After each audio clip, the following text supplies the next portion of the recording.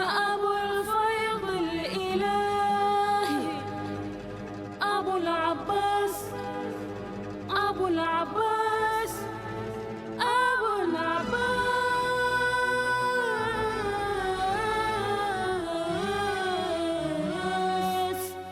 نبراسي.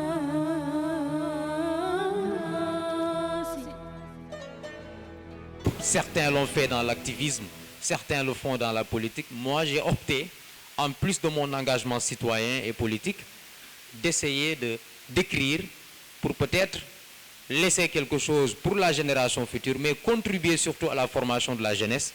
Et c'est ce que peut-être le mouvement de la JPS a compris dans le processus donc de formation. Estimé que j'avais des éléments à partager, des contenus de mon ouvrage avec la jeunesse patriotique du Sénégal. Voilà un peu en guise d'introduction pour ne pas retarder les gens.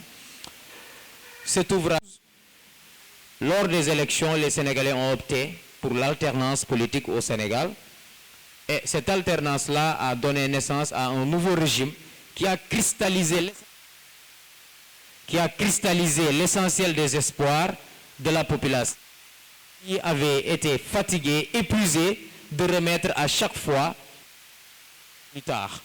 Donc, remettre le changement à plus tard, parce qu'à chaque fois qu'on a fait une alternance, il est venu une classe politique, une oligarchie, est installée et qui s'est embourgeoisée plutôt que de travailler pour l'intérêt général. Donc, voilà un peu le constat qui m'a poussé donc à écrire et pour laisser des traces. Ce livre est un témoignage et un livre documentaire parce que comportant des centaines, voire des dizaines, des centaines de références, des rapports, mais également des rapports sur la gouvernance et des documents, des articles de presse qui ont servi dans l'argumentaire, mais surtout dans la documentation. Donc, 11 chapitres, un premier chapitre qui fait le focus sur en même temps la grandeur et les misères d'une année 2016 qui a été tumultueuse. Pourquoi le choix de 2016? Le livre démarre par esquisser les réalisations de Macky Sall et son gouvernement en 2016. Parce qu'en 2016, de nouvelles décisions ont été prises qui ont été cruciales pour l'avenir du pays, pour la suite de la gouvernance du nouveau régime.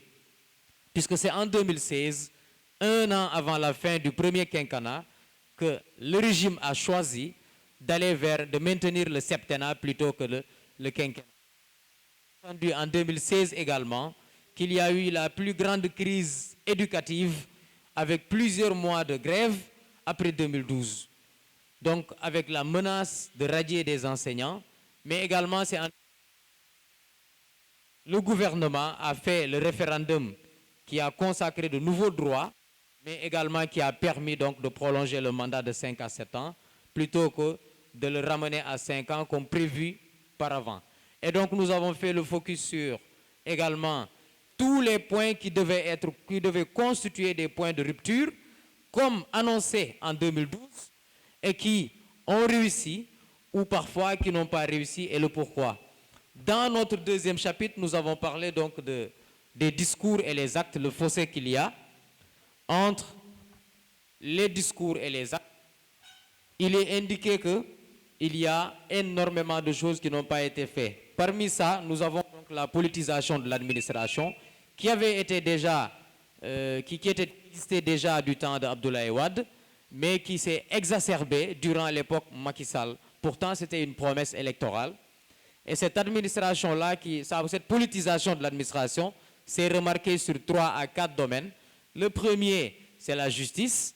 Au niveau de la justice, il y a eu une politisation parce que les sélections ne se faisaient plus, en tout cas les nominations ne se faisaient plus par le mérite. Nous avons vu des nouveaux magistrats qui n'étaient pas assez gradés et qui pourtant ont occupé des fonctions très très hautes dans ce pays. Mais également, cette politisation s'est beaucoup manifestée dans les services des impôts et domaines où effectivement, il y a eu une entrée massive d'inspecteurs des impôts dans la politique et notamment dans le nouveau régime. Mais surtout, les recettes fiscales ont été complètement amenuisées par des remises fiscales que qui ne sont que le fruit de la politisation à outrance des services fiscaux, parce que le recrutement qui devait être fait à l'École nationale d'administration comme prévu, un recrutement très sélectif. Parallèlement, il y avait un recrutement clientéliste qui faisait fi des compétences et du savoir-faire au niveau fiscal, ce qui a constitué donc une porosité massive du service fiscal sénégalais, du service douanier sénégalais. C'est pourquoi les recettes au niveau donc budgétaire se sont amenuisées. Et donc c'est ce qui a conduit au déficit budgétaire entre 2016 et 2017, puis entre 2017 et 2019, où nous sommes passés d'une dette de 1000 et quelques milliards à 6000 milliards. Aujourd'hui, nous parlons de 11 000 milliards de dettes sur un mandat qui n'est pas encore, un deuxième mandat qui n'est pas encore fini. Donc le Sénégal est surendetté à cause d'un déficit au niveau donc des recettes internes, des ressources internes qui constituent les impôts et les taxes, parce que ce domaine-là est complètement politisé. Le troisième niveau de politisation qu'on a noté, c'est au niveau administratif, notamment l'administration territoriale, où des nominations ont été faites. C'est vrai, dans le premier régime, le régime de Wade, il y avait des nominations politiciennes, des enseignants ou des fonctionnaires de manière générale qui sont nommés comme sous-préfets et partout. Et les arrêtés préfectoraux qui interdisent les manifestations, parfois des manifestations d'humeur, sont de nature à penser que ces sous-préfets qui ont été souvent sélectionnés, parce que sans concours, ils ne sont pas passés par l'ENA, comme d'habitude, donc sont en tout cas redevables envers le régime qui les a choisis, ce qui fait qu'on observe beaucoup d'interdictions de manifestations au niveau donc de Dakar et environ. L'autre aspect donc de l'administration, c'est cette politisation donc du service de sécurité, parce qu'on a constaté à travers le livre de colonel Ndao, à travers d'autres scandales, des inspecteurs démissionnaires. On en a vu des inspecteurs qui ont été radiés. Le cas du juge Amidou Dem, par exemple, qui a démissionné de la magistrature alors qu'il était très jeune et membre du Conseil supérieur de la magistrature. Donc c'était une très grande fonction pour un jeune magistrat, mais qui a fini par rendre l'éponge et puis dénoncer donc la politisation de la justice. Le chapitre 9 que j'ai sélectionné pour les jeunes, c'est une gouvernance basée sur la déstabilisation de l'opposition. Dans une démocratie qui se respecte, en général, l'opposition doit exister et rester forte, ce qui n'empêche pas au régime en place de rester fort s'il travaille correctement. Malheureusement, ce qu'on a constaté de l'époque 2000 à 2012 et de 2012 à 2020, c'est que le pouvoir a toujours péché au sein de l'opposition, mais ne s'est pas arrêté à ça. Il y a eu même parfois une cabale contre les opposants, donc des pièges tendus par-ci par-là, et des dossiers créés, des dossiers judiciaires qui sont créés et qui permettent donc de liquider des opposants. On a parlé également du débat public, parce que le débat politique a été spolié au Sénégal.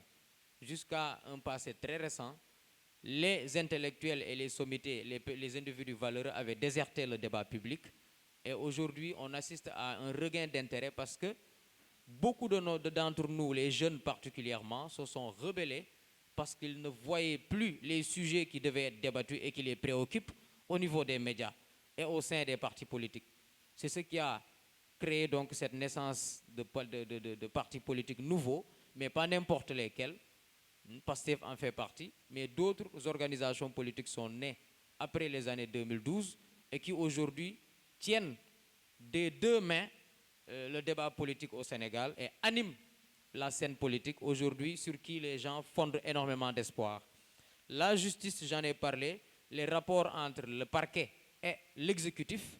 Si aujourd'hui la carrière des magistrats est décidée par le ministre de la Justice, c'est qu'il y a problème. Parce que quand on prolonge l'âge de la retraite des magistrats à 65 ans, de 65 ans à 70 ans, à la seule condition que le magistrat ait occupé la présidence d'une cour, la Cour suprême ou autre chose, alors que cette cour-là, pour y accéder, il faut une nomination. Donc, si on vous nomme à cette cour-là, Demain, on peut facilement vous prolonger votre retraite si vous acceptez de faire ce que vous voulez. Parce que c'est sur demande et sur acceptation de l'exécutif. Autant de rapports qui peuvent fragiliser la justice et la rendre dépendante de l'exécutif. Les dossiers d'opposants aussi sont assez illustratifs de ce fait-là. La gestion sobre et vertueuse qui avait, dès le début du deuxième, en tout cas de la seconde alternance, rompu avec le développement donc des institutions budgétivores comme le Sénat. Aujourd'hui, il y a eu un Sénat bis dans la foulée, dans l'année qui a suivi. Un Sénat qui avait été éliminé, supprimé à cause des inondations de 2012-13, a été réhabilité par le Conseil social, économique, social et environnemental, mais le HCCT qui brasse des milliards, de budget et de fonds politiques, alors que ces milliards-là pouvaient construire des centaines et des centaines de lycées publics, mais également des hôpitaux, puisque c'est des milliards qui ont été engloutis par ces institutions-là, avec un personnel à entretenir dans ces institutions. Le dernier élément, le chapitre 11, qui revient un peu sur le cœur du problème, le cas de l'entrepreneuriat qui est en effondrement. L'exemple qui avait été sélectionné ici, c'est le PRODAC. Le PRODAC, à l'origine, avait été initié spécialement pour entretenir la jeunesse, en tout cas pour lancer l'entrepreneuriat, mais également vaincre la pauvreté. Malheureusement, les 5000 emplois qui étaient prévus, finalement, n'ont pas été réalisés, puisque les domaines agricoles communautaires n'ont pas été intégralement construits. Finalement, ça a été presque remplacé par la DER, qui est venue encore financer donc, des jeunes. Mais aujourd'hui, on a du mal à dire avec beaucoup de clarté, avec transparence, combien de jeunes en ont bénéficié, lesquels ont réussi leur projet, parce qu'il n'y a pas toujours de la réussite, il y a des échecs. Et donc, cette financiarisation de la question du chômage, sans avoir au préalable formé les jeunes qui reçoivent ces millions-là, finalement, conduit toujours à des échecs, parce que tout le monde ne peut pas être entrepreneur. Encore que même si on a le talent d'entrepreneur, il faut qu'on soit formé dans la gestion des fonds, du capital et autres. Voilà en gros. Et le dernier élément sur lequel je vais insister pour faire honneur à nos dames, c'est la parité, qui a été pour moi un coup de communication politique, parce que personne aujourd'hui ne peut vous dire la complétude de cette loi-là. La loi n'indique nullement qu'un adjoint au maire doit être une femme. Ce n'est pas précis. On a juste dire une égalité des responsabilités, mais surtout au niveau des listes. Le respect est fait au niveau des listes électorales, mais selon maintenant que telle liste soit élue ou pas, effectivement, le déséquilibre est observé à l'Assemblée nationale. Actuellement, nous sommes à 65 femmes députées à l'Assemblée nationale. Donc ça, c'est un sur les 165. Alors que la parité existe depuis 2010. Donc, nous sommes à cette situation-là. Et parmi les nominations que Macky Sall a fait entre 2012 et 2022, même pas 5% concernent des femmes. Aujourd'hui, depuis que Macky Sall est là jusqu'à présent, le nombre de ministres femmes plafonne à 8, alors qu'on avait atteint 41 ministres de l'époque de 2018 et 2017. Voilà un peu la liberté d'expression, vous savez de quoi je parle. Il y a eu des arrestations arbitraires de journalistes. Il y a eu même des caricatures, des gens qui ont été interpellés pour sur juste une caricature. Et nous avons également les droits de l'homme qui sont bafoués dans le milieu carcéral, notamment avec la surcharge des prisons, mais aussi le mode d'arrestation et d'interrogation au niveau des commissariats de police qui ne respectent pas les lois en vigueur, puisque on ne peut entendre quelqu'un sans avocat, et pourtant ça a été, même pour des personnalités très très influentes comme Khalifa Sall par exemple, ça n'a jamais été annulé, et pourtant c'est une de procédure judiciaire, comme ça a été pour Tchonsek. Et je vais terminer par là en reprenant l'affaire des loyers, puisqu'il y a une loi qui a été initiée pour la réduction du loyer. Mais toutes les remarques qui ont été faites, notamment la réticence sur les bailleurs de ces immeubles-là, toutes ces remarques-là la garantie avait été donnée par le ministre Oumar Youm, qui avait garanti qu'il y aura un numéro vert et un comité de suivi, de répression de tout ce qui allait bafouer ces règles-là. Malheureusement, dans la pratique, il n'en est rien. Et nous ne terminerons pas aussi sans parler de la presse. la presse publique a connu, elle a d'abord été une presse d'État avec l'ORTS en 1973.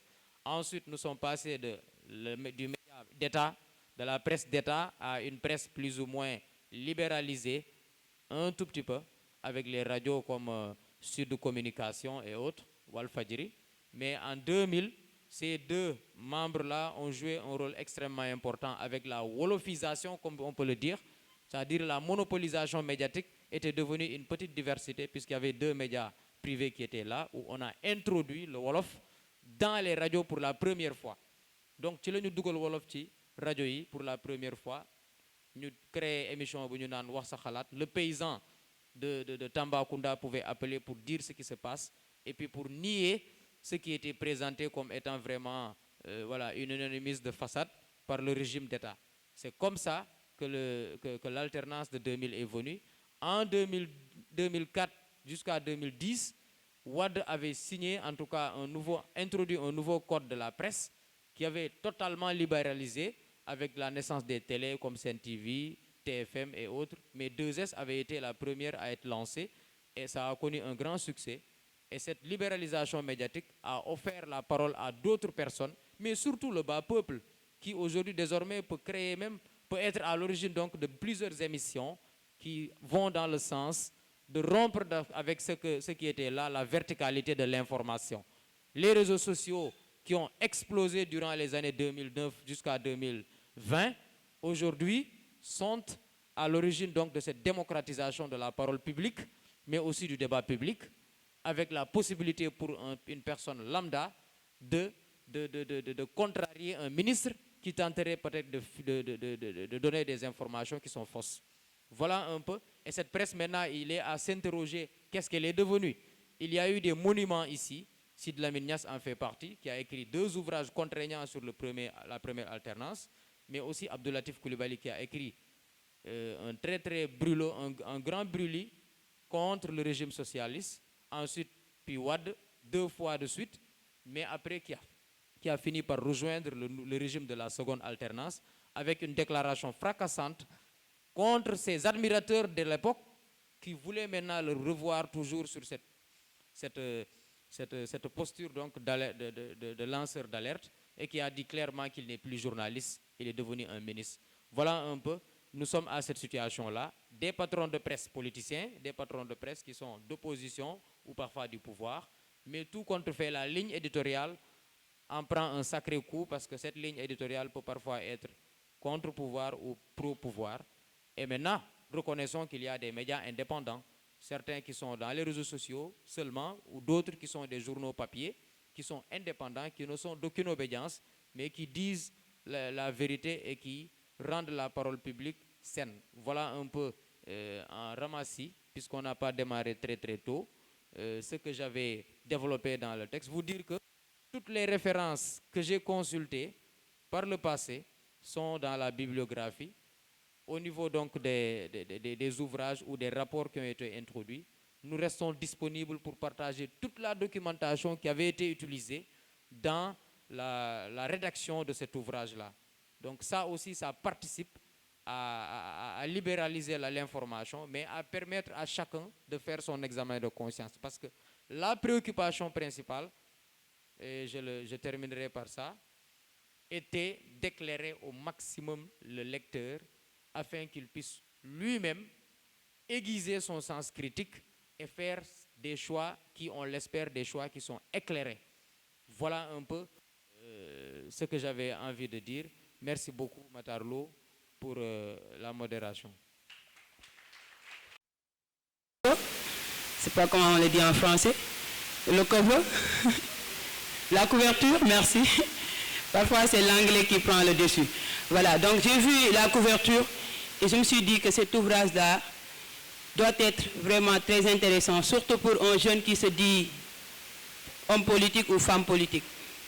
Et je pense que le livre, l'ouvrage est à la fois informatif, dénonciateur, mais aussi c'est un ouvrage qui vise à éveiller les consciences, à conscientiser la jeunesse. Toutefois, je pense qu'il est aussi intéressant de déceler, de montrer les points forts, c'est-à-dire après avoir dénoncé les méfaits, les choses que l'État du Sénégal a à faire et qui n'ont pas été profitables au peuple sénégalais et qui ont découlé à ce que nous tous vivons, la cherté de la vie, le chômage qui est toujours une plaie inconvaincue, comme j'ai l'habitude de le dire, des investissements qui ne sont pas prioritaires et qui par conséquent nous amènent à une économie extravertie qui ne profite pas aux Sénégalais. Tous ces maux qui gangrènent l'économie sénégalaise pour nous empêcher de nous survoler économiquement. Je pense aussi qu'il serait intéressant aussi de montrer un peu, tout le monde sait que moi je ne suis pas avec le pouvoir, mais je pense que aussi il serait important aussi de montrer les points forts. Moi, comme tout le monde, je l'ai lu en diagonale, je n'ai pas pu le terminer, mais c'est une approche scientifique. C'est-à-dire c'était comme un historien qui parlait, avec des sources claires. Parce que nous avons l'habitude de dire en histoire que toute allégation non sourcée n'est que jugement de valeur. Et je pense que vous avez pu sourcer vos propos, et ce sont des propos vraiment fondés. Et des propos qui poussent aussi des sources, c'est-à-dire des propos sourcés, mais aussi dans lesquels vous donnez votre approche, vous donnez votre point de vue et vous poussez l'auteur, le lecteur, j'allais dire, à avoir cette même démarche. Donc je pense que c'est un ouvrage vraiment que j'invite tout le monde à lire. Un ouvrage de déclic en ce sens que parfois il est intéressant pour les jeunes de parler avec leurs pères jeunes.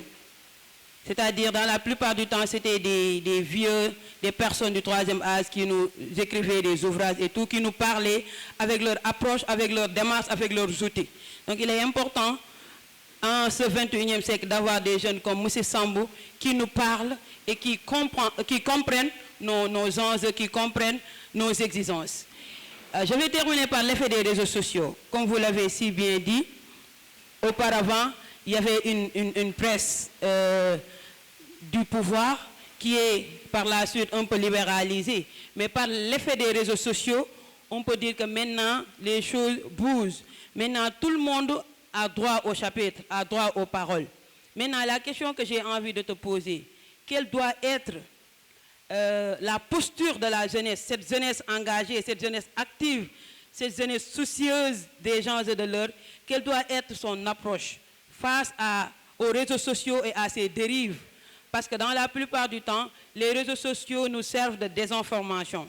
C'est-à-dire des informations qui peuvent nuire plus qu'elles ne construisent.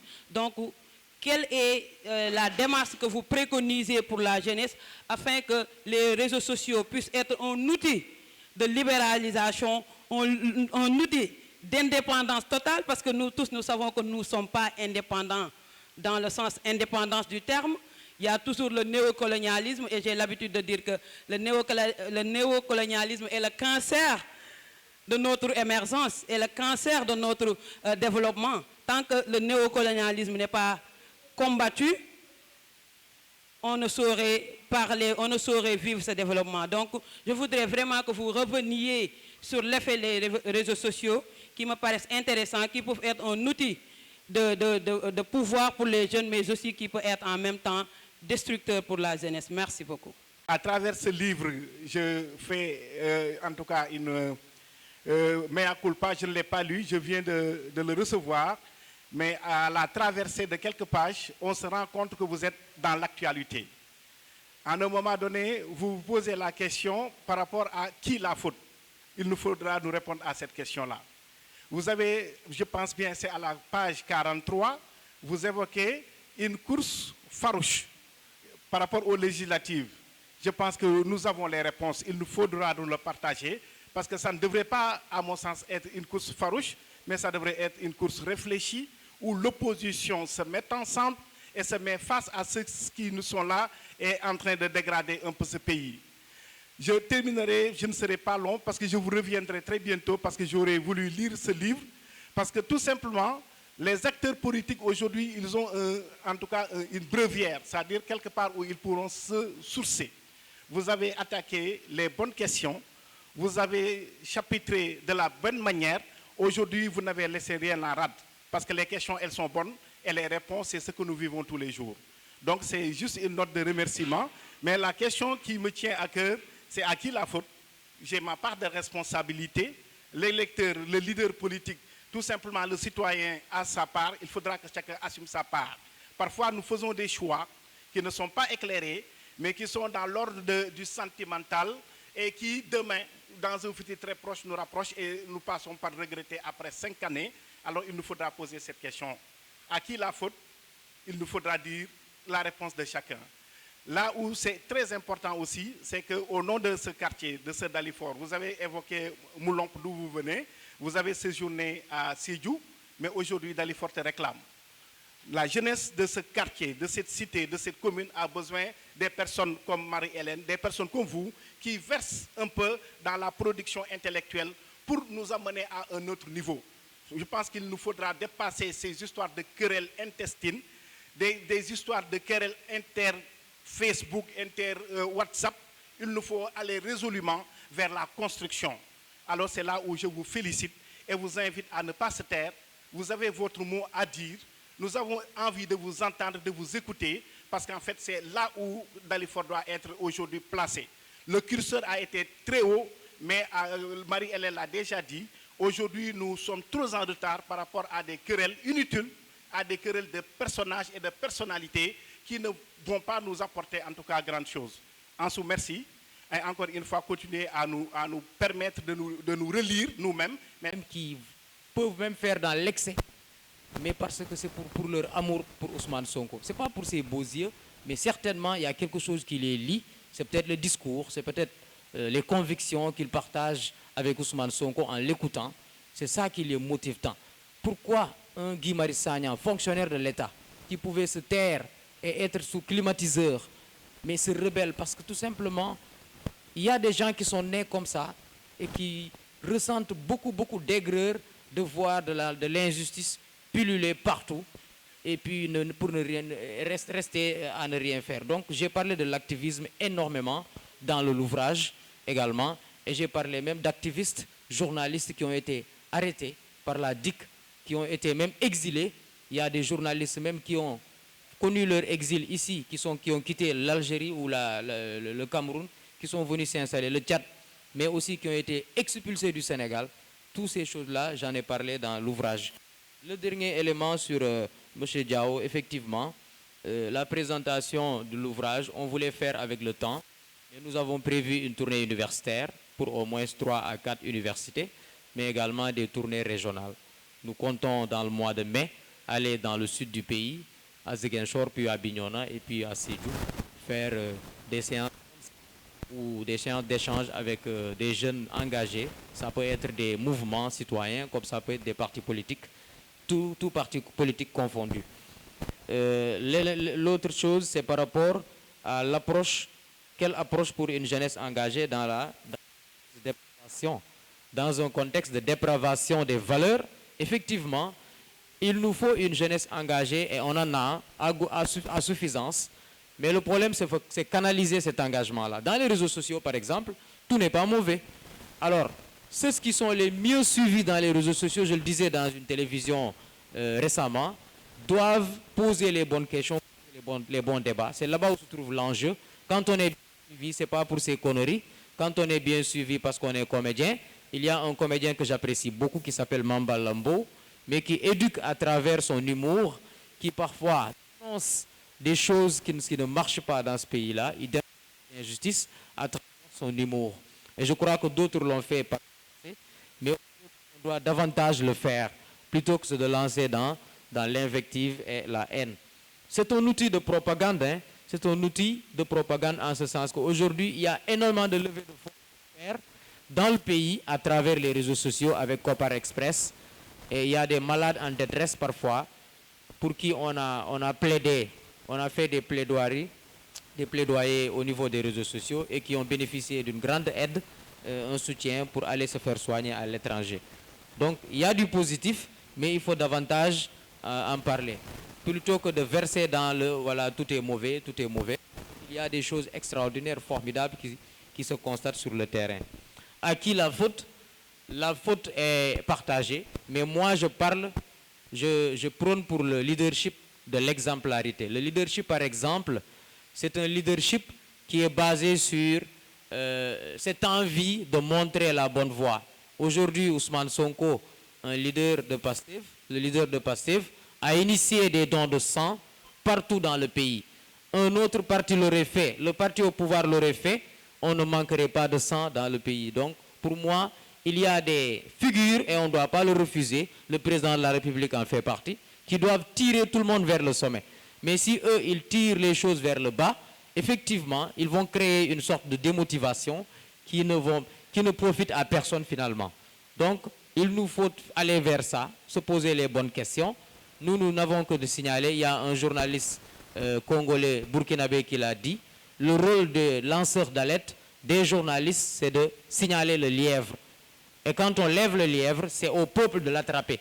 Maintenant, si le peuple ne l'attrape pas, on lève un deuxième, un troisième, puis un quatrième, le peuple ne se lève pas, ça peut créer un découragement. Le peu d'individus engagés peuvent finalement se laisser et puis finalement endormir par cette situation de léthargie.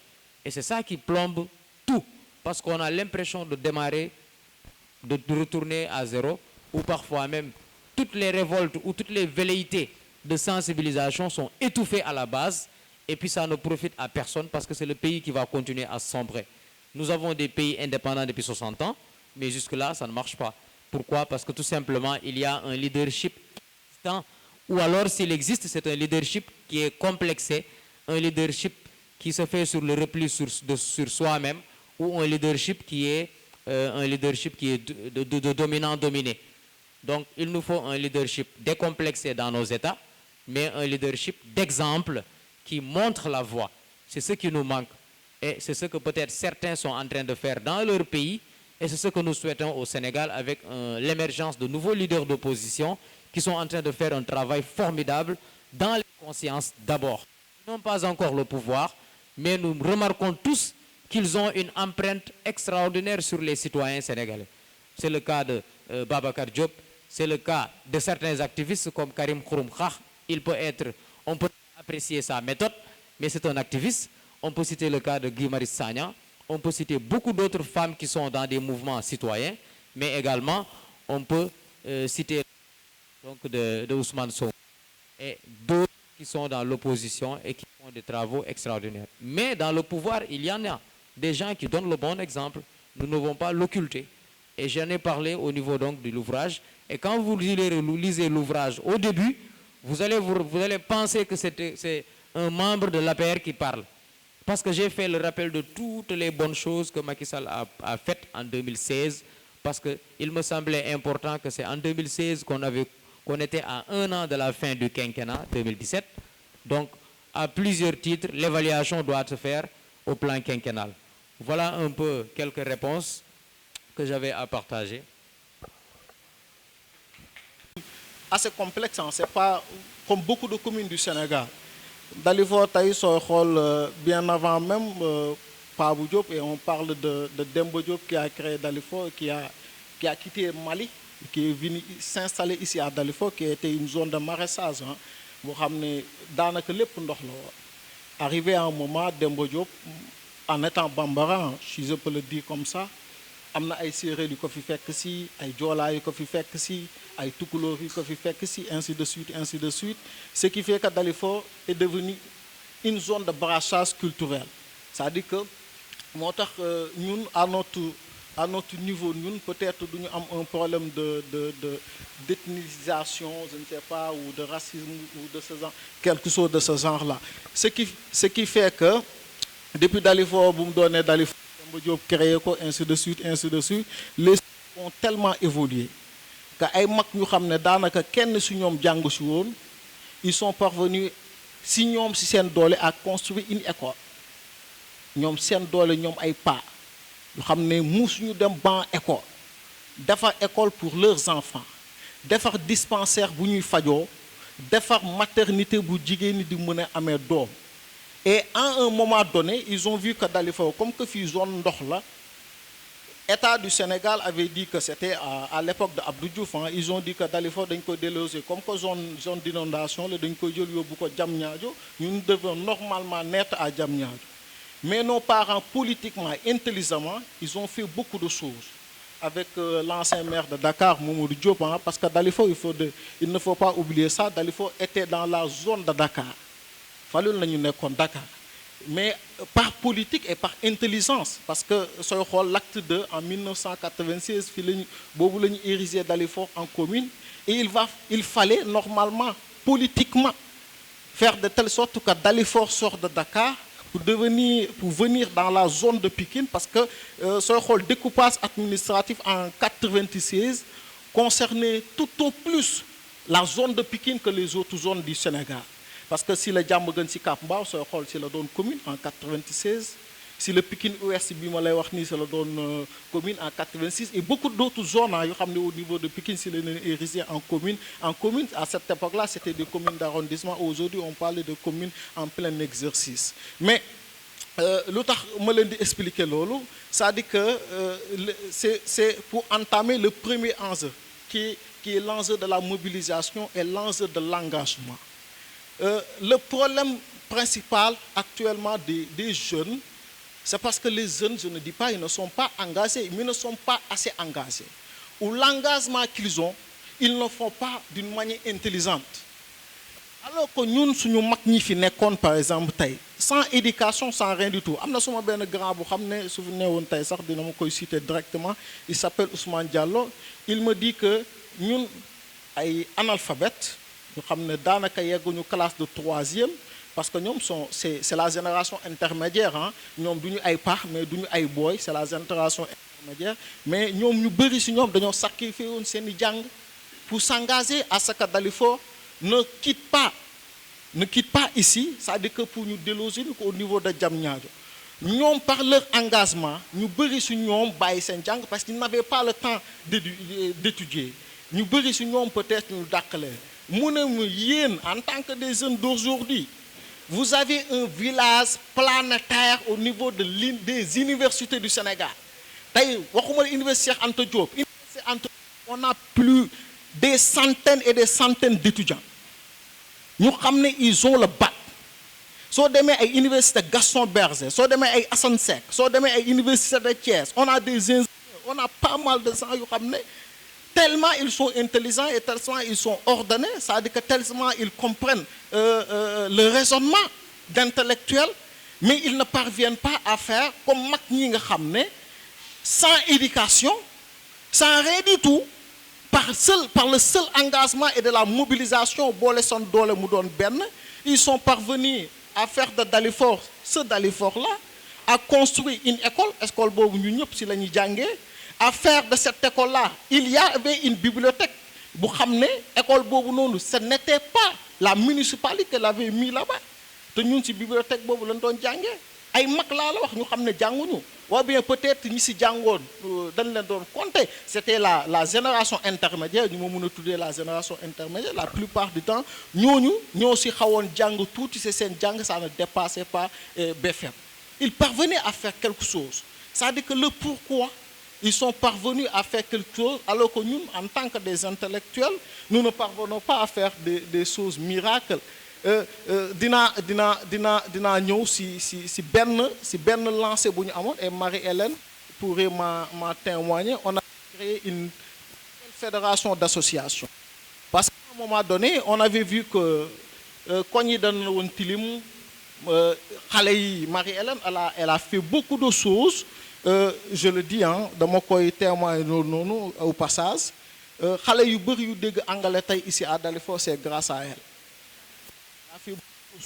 Elle a fait beaucoup de choses, surtout si wàllu boobu noonu si wàllum anglais si wàllu yu ni mel moom elle a créé association club anglais am ñu ay créé association de développement à proprement parler am ñu ay créé ay association sportive am ñu ay créé ay association culturelle am ñu ay créé yeneen association nous avons jugé nécessaire à un moment donné que association comme que un peu partout bëri na il fallait ñu fédérer leen on a créé une très belle fédération qui s'appelait la Fédération des associations de Dalifort Foirail. Et ensemble, je dis, on a fait pas mal de choses. Nous n'avons pas une volonté, c'est-à-dire qu'on avait une très bonne lancée. Mais, ce que je dis, des fois, les jeunes peuvent s'engager, mais ils ne s'engagent pas intelligemment.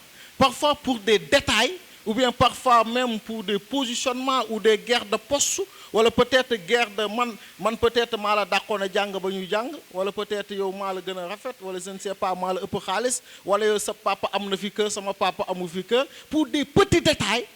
Ça dit que l'association peut-être dem ba peut-être xawa yaqku ci suñu loxo, alors que ñun mënon nañ ci jaar, ça dit que faire, ça dit que le triple ou le quadruple même le suñu papa yi def. Ça dit que soy xol effectivement dans cet enjeu-là, l'enjeu de l'engagement et de la mobilisation, je crois que c'est très important. L'autre enjeu, je fais ramasser parce que temps bi peut-être moo ñu ko dul may bu bari, suñu paré après en mémorandum, peut-être suñu paré dinañ ko déposer aux ayants droit, ñu mëna xol les travaux yi xamné def nañ ko.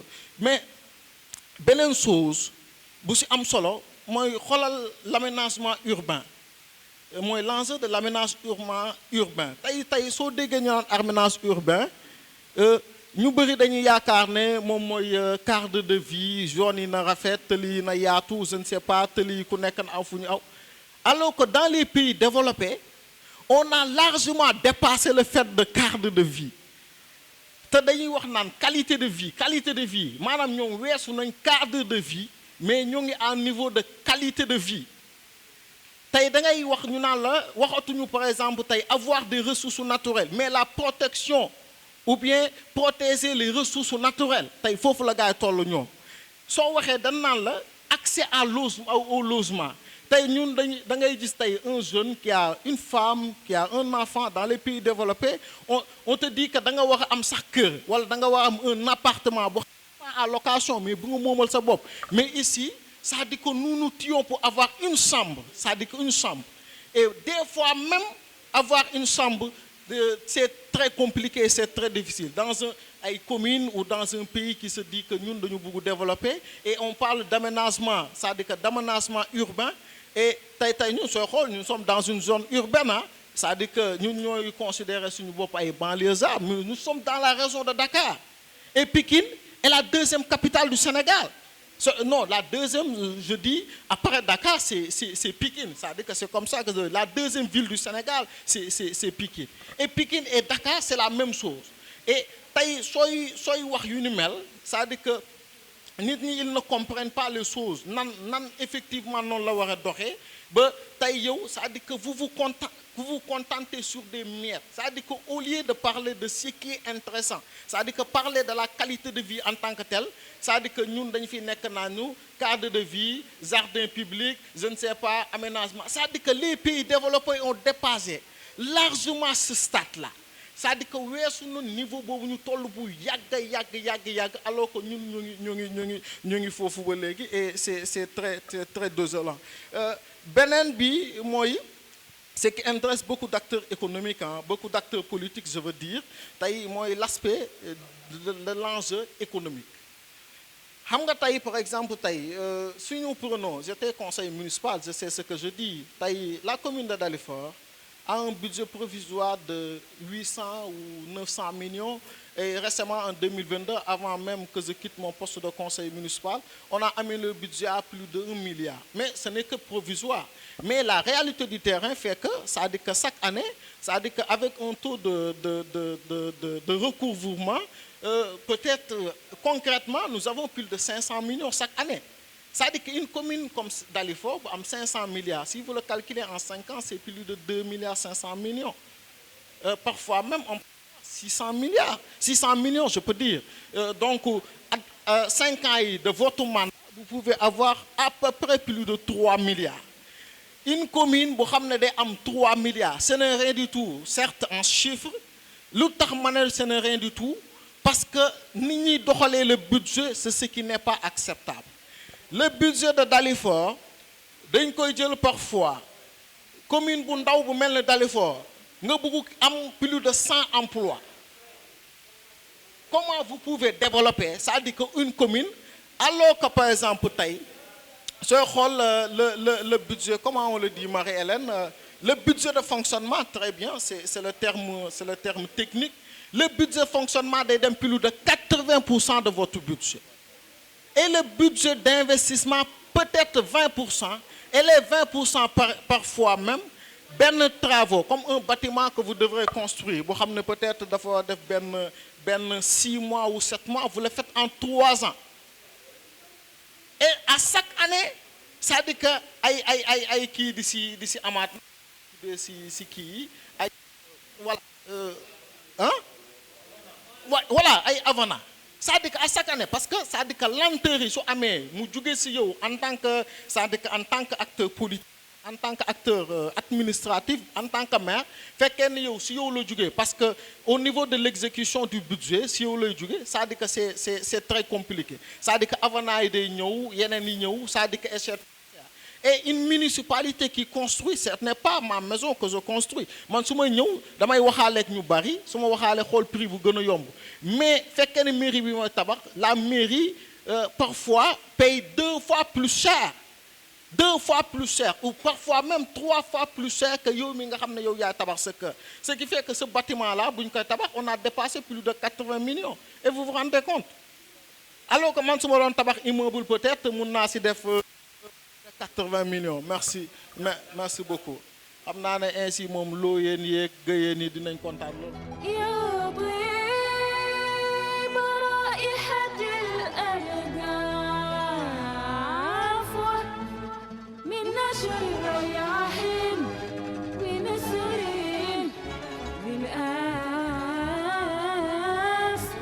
بالآس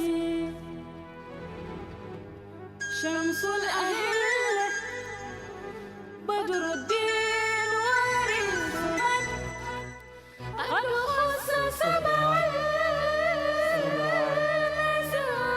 المسائل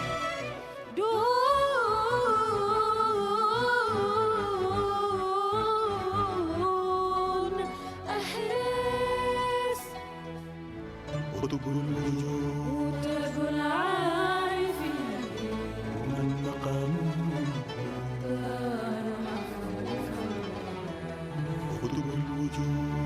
وتاج العارفين من مقام كان محفوظا. ذاك أبو العباس الكبريت الأحمر والقطب المكتوم والبرسخ المختوم والهمام الأفخم والعيلم العلم أبو الفيض السمداني أحمد بن محمد. gëyeen yeeg loo yéen di lekk nañ ba suur en attendant yeneen yi ñëw juste maa ngi woon je crois bien sur le fait que c'est trop élevé. C'est-à-dire que pour des municipalités, des communes, des communes qui sont appelées à régler des problèmes courants, des problèmes sociaux, surtout la demande dans des communes comme Dalifort, comme Yenni, communes, c'est très élevé. C'est pourquoi d'ailleurs même parfois quand on vote un budget, le cabinet du maire, parfois ça peut aller jusqu'à 100 millions. Parce que la demande sociale, elle est très, très élevée parce que communes humaines d'Alifort, ce sont des communes où les gens, je ne dirais pas, ils sont pauvres, mais ils sont très fatigués. Et aussi, dans les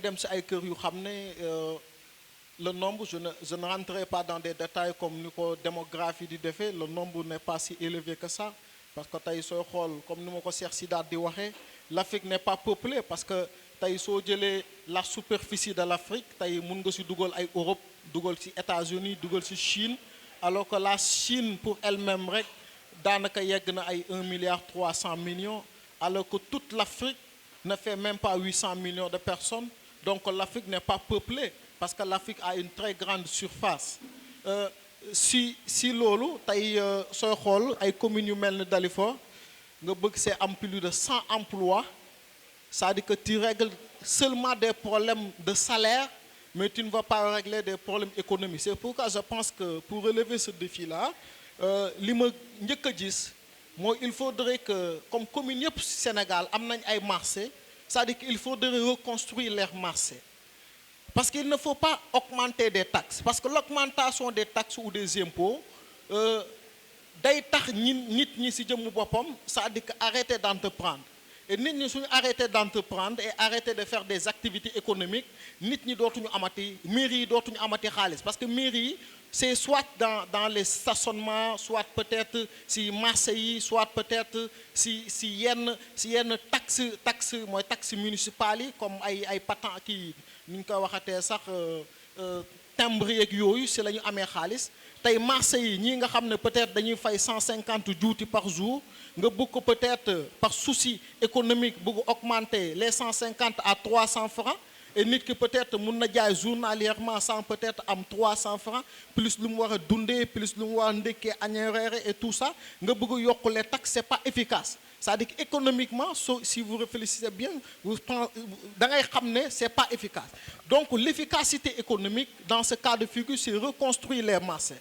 C'est-à-dire que marché yi suñu amee une capacité de 1000 cantines nga def ko une capacité de 2000 ou de 3000 cantines. C'est-à-dire que la taxe au niveau des marchés vont soit doubler, vont soit se tripler. C'est-à-dire que loolu moom moo ci am solo. Beneen bi ci am solo moom mooy il faudrait que dans des zones comme Dalifort nga zone de stationnement payant. Da ngay am ay communes yu xam ne da ngay bëri ay oto. Mais dans toutes les villes du monde, même foo munti dem ci ville yi. Dans les pays développés, certes, il y a des zones qui ce ne sont pas des zones payantes, mais il y a des zones qui sont des zones de stationnement payant. C'est obligatoire.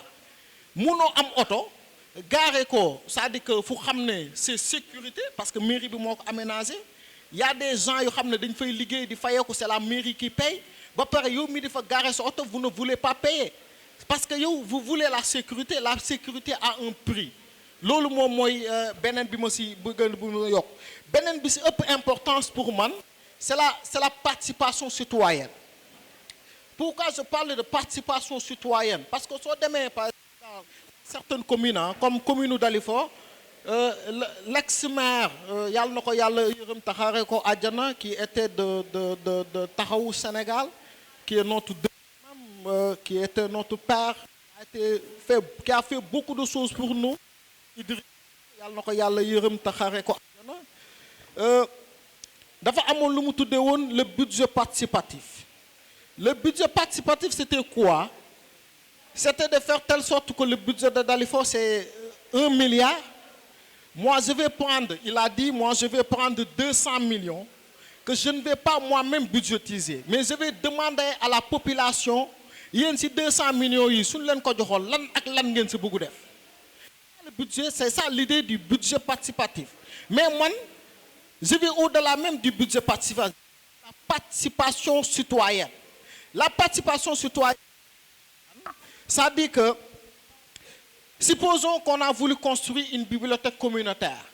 Et une bibliothèque communautaire, si une municipalité devrait le construire, ça dit que le livre il faut que donne ay livre d'occasion parce qu'une mairie n'accepte pas des occasions. C'est le code des marchés publics municipalité les ça doit être flamboiement neuf et par appel d'offres. Mais si c'est la population elle-même qui a initié le projet de faire une bibliothèque communale, la population a la possibilité de le déléguer soit à une association, soit à un organisme privé. Supposons qu'on a besoin de 10 millions. 10 millions, on a besoin de 1000 personnes. C'est ce que Ousmane Sonko veut faire même, parce que mon ici avec Ziguinchor sur ces 5 milliards de comme participation citoyenne des Ziguinchorois. Il avait besoin, je ne sais pas, de 50 je ne sais pas, 500 ou personnes, ou, voilà, 100 000 jeunes. Très bien, c'est ce qu'il a dit, hein, je crois bien. La participation citoyenne devrait passer par ça. Ça dit que si on a besoin, comme Dalifort c'est 35 000 habitants, sur les 35 000 habitants, on prend seulement 1000 personnes. Personne, qui 10 000 francs, c'est 10 millions.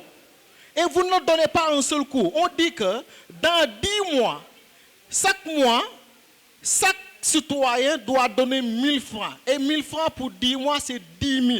Et 10 000 pour 10 mois, ça doit être 10 millions. 10 millions, on construit notre bibliothèque communautaire. Pourquoi attendre la municipalité de construire pour nous une bibliothèque communautaire alors que nous, on a la possibilité parce que suñuy rakk suñuy doom suñuy jarbaat ak suñuy notoriété ëllëg moom moo si nekk di ëllëg. C'est-à-dire que pour une construction d'une chose, d'une valeur n'avoisinant pas les 100 millions, c'est-à-dire que parce qu'une bibliothèque communautaire de 10 millions, je dis, c'est une bibliothèque de prestige. C'est une très grande bibliothèque. Yow nga bëgg kaa construire. La municipalité ne le construit pas. Là, cette bibliothèque qui a été construite à Dalifort, là, c'était une bibliothèque par une coopération française. Nous avons des livres Dalifort et livres mais si on veut construire une bibliothèque par la participation citoyenne, c'est bien possible. Et si les gens réfléchissaient bien dans toutes les communes du Sénégal, si les gens se mobilisaient à le faire, je crois bien on peut le faire. Et c'est bien possible. Parce que amna yenen dëkk yu xamné dañ koy def. Donc pourquoi pas nous ici à Dalifort et pourquoi pas vous à Parcelles Assainies, pourquoi pas vous ñi nga xamné Diamaguène Sicap Mbao, c'est 105 000 habitants en 2014 d'après les statistiques yu ma lire. C'est 105 000 habitants au Diamaguène Sicap Mbao. Et Pikine Ouest, c'est 55 000 habitants. Dalifort, c'est 35 000 habitants. Donc ce sont des communes très peuplées. Je crois bien que si je crois bien que nous régler des problèmes, sont des problèmes urgents. L'autre chose, moi je crois bien que, ça dit que dans les cabinets du maire, le budget même peut aller jusqu'à 100 millions. Je crois bien que le dernier budget qu'on a effectué ici à Dalifort, c'est 100 et quelques millions. Pour le cabinet du maire. Le cabinet du maire, c'est le personnel du cabinet, c'est l'encoy fay. Benen bi, ce sont les dépenses sociales. Moi ñi nga xamné dañoo am problème ordonnance, ciép yi ñuy mayé ci wéru koor gi ak ñi nga xamné peut-être dañoo accident ak maire bi peut-être su bëggé dem si benn gamu buñ ko invité ak maire bi suñ ko tuddé drapeau benn lamb bu xamné dafa joxé 5 millions, c'est dans le budget du cabinet du maire c'est le koy jëlé. Comment dans une commune qui a moins de 500 millions, tu prends 500 millions, tu le fais dans le cabinet du maire et tout est dépensé. Et les dépenses dans des cabinets du maire, il n'y a pas de traçabilité. Mounoko, ça dit que mounoko saïtou. Parce qu'on dit que ce sont des dépenses sociales. Nous avons sur des personnes qui veulent garder leur réputation, on ne le publie pas. Donc ce qui fait que c'est très difficile. Donc la solution, ce n'est pas d'éliminer le budget du cabinet du maire, parce que le cabinet maire, il y a le directeur du cabinet, il y a l'assistant du cabinet, il y a la communication, parce que la communication, elle est très importante dans toutes les mairies du Sénégal. Je dis qu'il faudrait réduire le budget du cabinet du maire. Le budget du cabinet du maire ne devrait pas toujours, ça dit que de permettre à la maire d'enrichir ses postes, d'enrichir ses militants, d'enrichir ses njaboot. Ça doit être révolu dans toutes les communes du Sénégal. L'autre chose, moi je l'avais dit, moi réduire les emplois, parce que si on réduire les emplois, les gens vont penser que je suis nihiliste. Ça dit que moi je ne veux pas trop investir dans la création d'emplois. Bien sûr, mais ça dit qu'une municipalité qui veut créer des emplois, ça ne doit pas être des emplois directs de la municipalité et payés par la municipalité. Ça doit être un encadrement, des incubateurs professionnels, et ça doit sortir du budget de la municipalité. L'emploi, les emplois nécessaires. Comme par exemple les chefs de service, on a besoin de ça. Un secrétaire municipal, on a besoin de ça. On a besoin peut-être des adjoints de maire, d'être payés. On a besoin de payer le maire, on a besoin de payer l'état civil. Les gens qui sont dans l'état civil devraient être payés et embauchés par la municipalité. Mais au-delà de ces gens-là, dans le budget de la municipalité, dans un autre budget. Et si budget non, si la bëgg. Mais avant de ñëw ci budget, comme c'est spécifique, hein, c'est naturellement Dalifort et c'est très grave. Je l'avais dit dans une émission avec Tunkara au niveau de la 2STV et j'ai crié là-bas.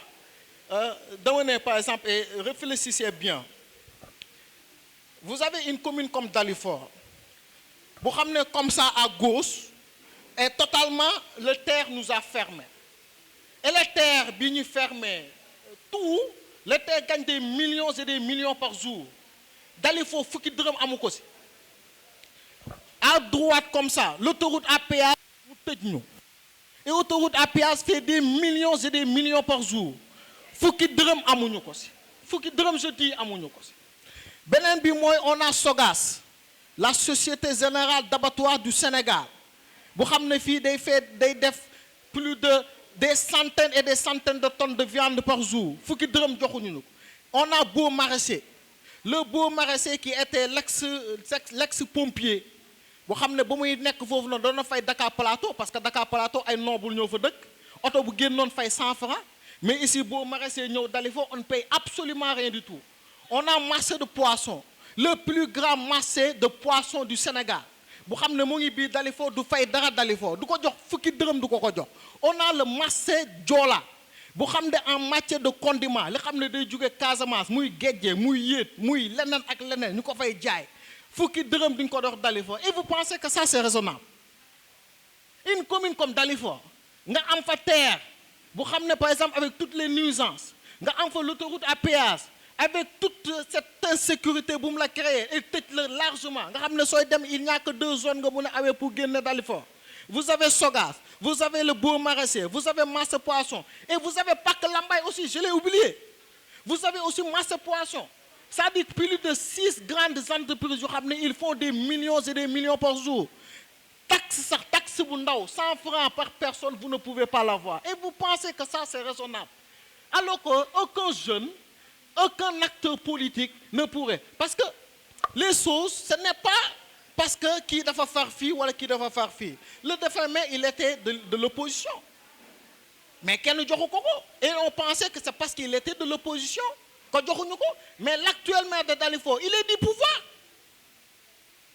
pouvoir et il est très proche de ñi nga xam ne ñoom ñooy décider te pourtant on l'a pas donné on avait construit ici comme à début construction poste de police Dalifort il a une certaine insécurité au niveau de Dalifort il y avait même un moment boo xam ne man demoon naa si réunion bi au niveau de Foire il y avait un forum qui est sur l'insécurité on a dit que les zones les plus criminogènes de Dalifort les zones les plus criminogènes du Sénégal Dalifort bokk na ci les 5 premières comment vous pouvez par des statistiques solides et avérées et statistiques de l'État laa la wax nga jàpp ne Dalifort bokk na ci zone yu gën a ñàkk kaaraange Sénégal vous construisez des postes de police vous ne faites pas Dalifort votre priorité et le maire prend l'initiative de construire une poste de police nga arrêté ko parce que benn waay jóge na fa leen ne sama maam moomoon suuf si depuis je ne sais pas combien d'années bu xam ne Dalifort sax existé wutoon mais ça c'est très commode et c'est très difficile et ñun en tant que une commune de Dalifort yu ni mel la ñu dund et je sais que d'autres communes aussi tamit yu mel noonu la ñu dund donc loolu c'était une parenthèse boo xam ne bëggoon naa ko def mais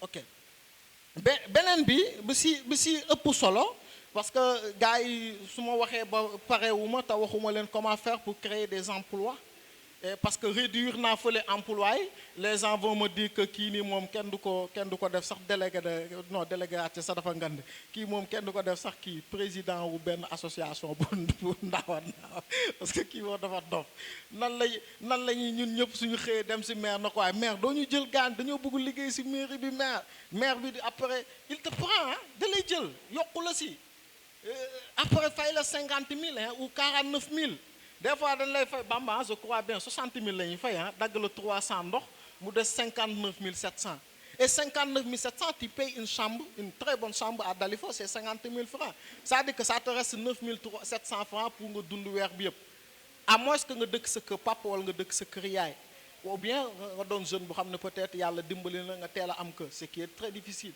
parce que le sol au Sénégal coûte excessivement cher tey soo ñëwee Dalifort pour avoir un terrain man awma fi terrain pour avoir un terrain il te faut au moins 20 millions minimum et c'est un terrain de 130 mètres carrés ou 150 et les terrains de 150 mètres carrés les gens ne le savent pas les terrains de 150 mètres carrés c'est pour construire un appartement moo donne 150 mètres carrés mais une maison Comment une maison, on le construit dans un petit terrain de 150 mètres carrés. Et soo gisee sax même c'est-à-dire que les municipalités di dagg terrain di ko jox ay nit ñu xam ne si dëkk bi la ñu dëkk 150 mètres carrés léegi la ñu dagg. C'est comme si la règle ou le norme sénégalais, c'est de dire que nit moom foo war a dëkk rek il te faut 150 mètres carrés. Ce qui est désolant. Et 150 mètres carrés, je crois bien que c'est 10 ou 15, hein? Voilà, 10 ou 15. C'est-à-dire qu'un terrain de 10 ou 15, nga bëgg c'est construit soo ko joxee yenn maçon yi sax pour ñu génne la kii maanaam si suuf moom appartement lañ koy def 2 chambres salon toilette publique ak waañ lañ koy def loolu appartement la loolu c'est pas une maison. C'est pas une maison ku la wax ne maison la da lay nax c'est pas une maison c'est un appartement de maison yow nag yaa moom terrain bi dëgg la mais on t'a construit un appartement de ni ñu ko waxatee sax gars yi ni ñu koy waxatee F2 ah xaw ma F3 yooyu noonu quoi et c'est très désolant ce qui se passe mais benn bi mooy bëgg wax par exemple tey c'est sous les enjeux de création d'emploi et ce sont les enjeux sociaux aussi hein parce que suñu waxee création d'emploi c'est dañu si dugg si wàllum social et tout ça bi ma si bëgg a njëkk a commencer c'est pour attirer votre attention Dalifort a une côte de plus de 2 kilomètres. Réfléchissez bien. Une commune qui a une côte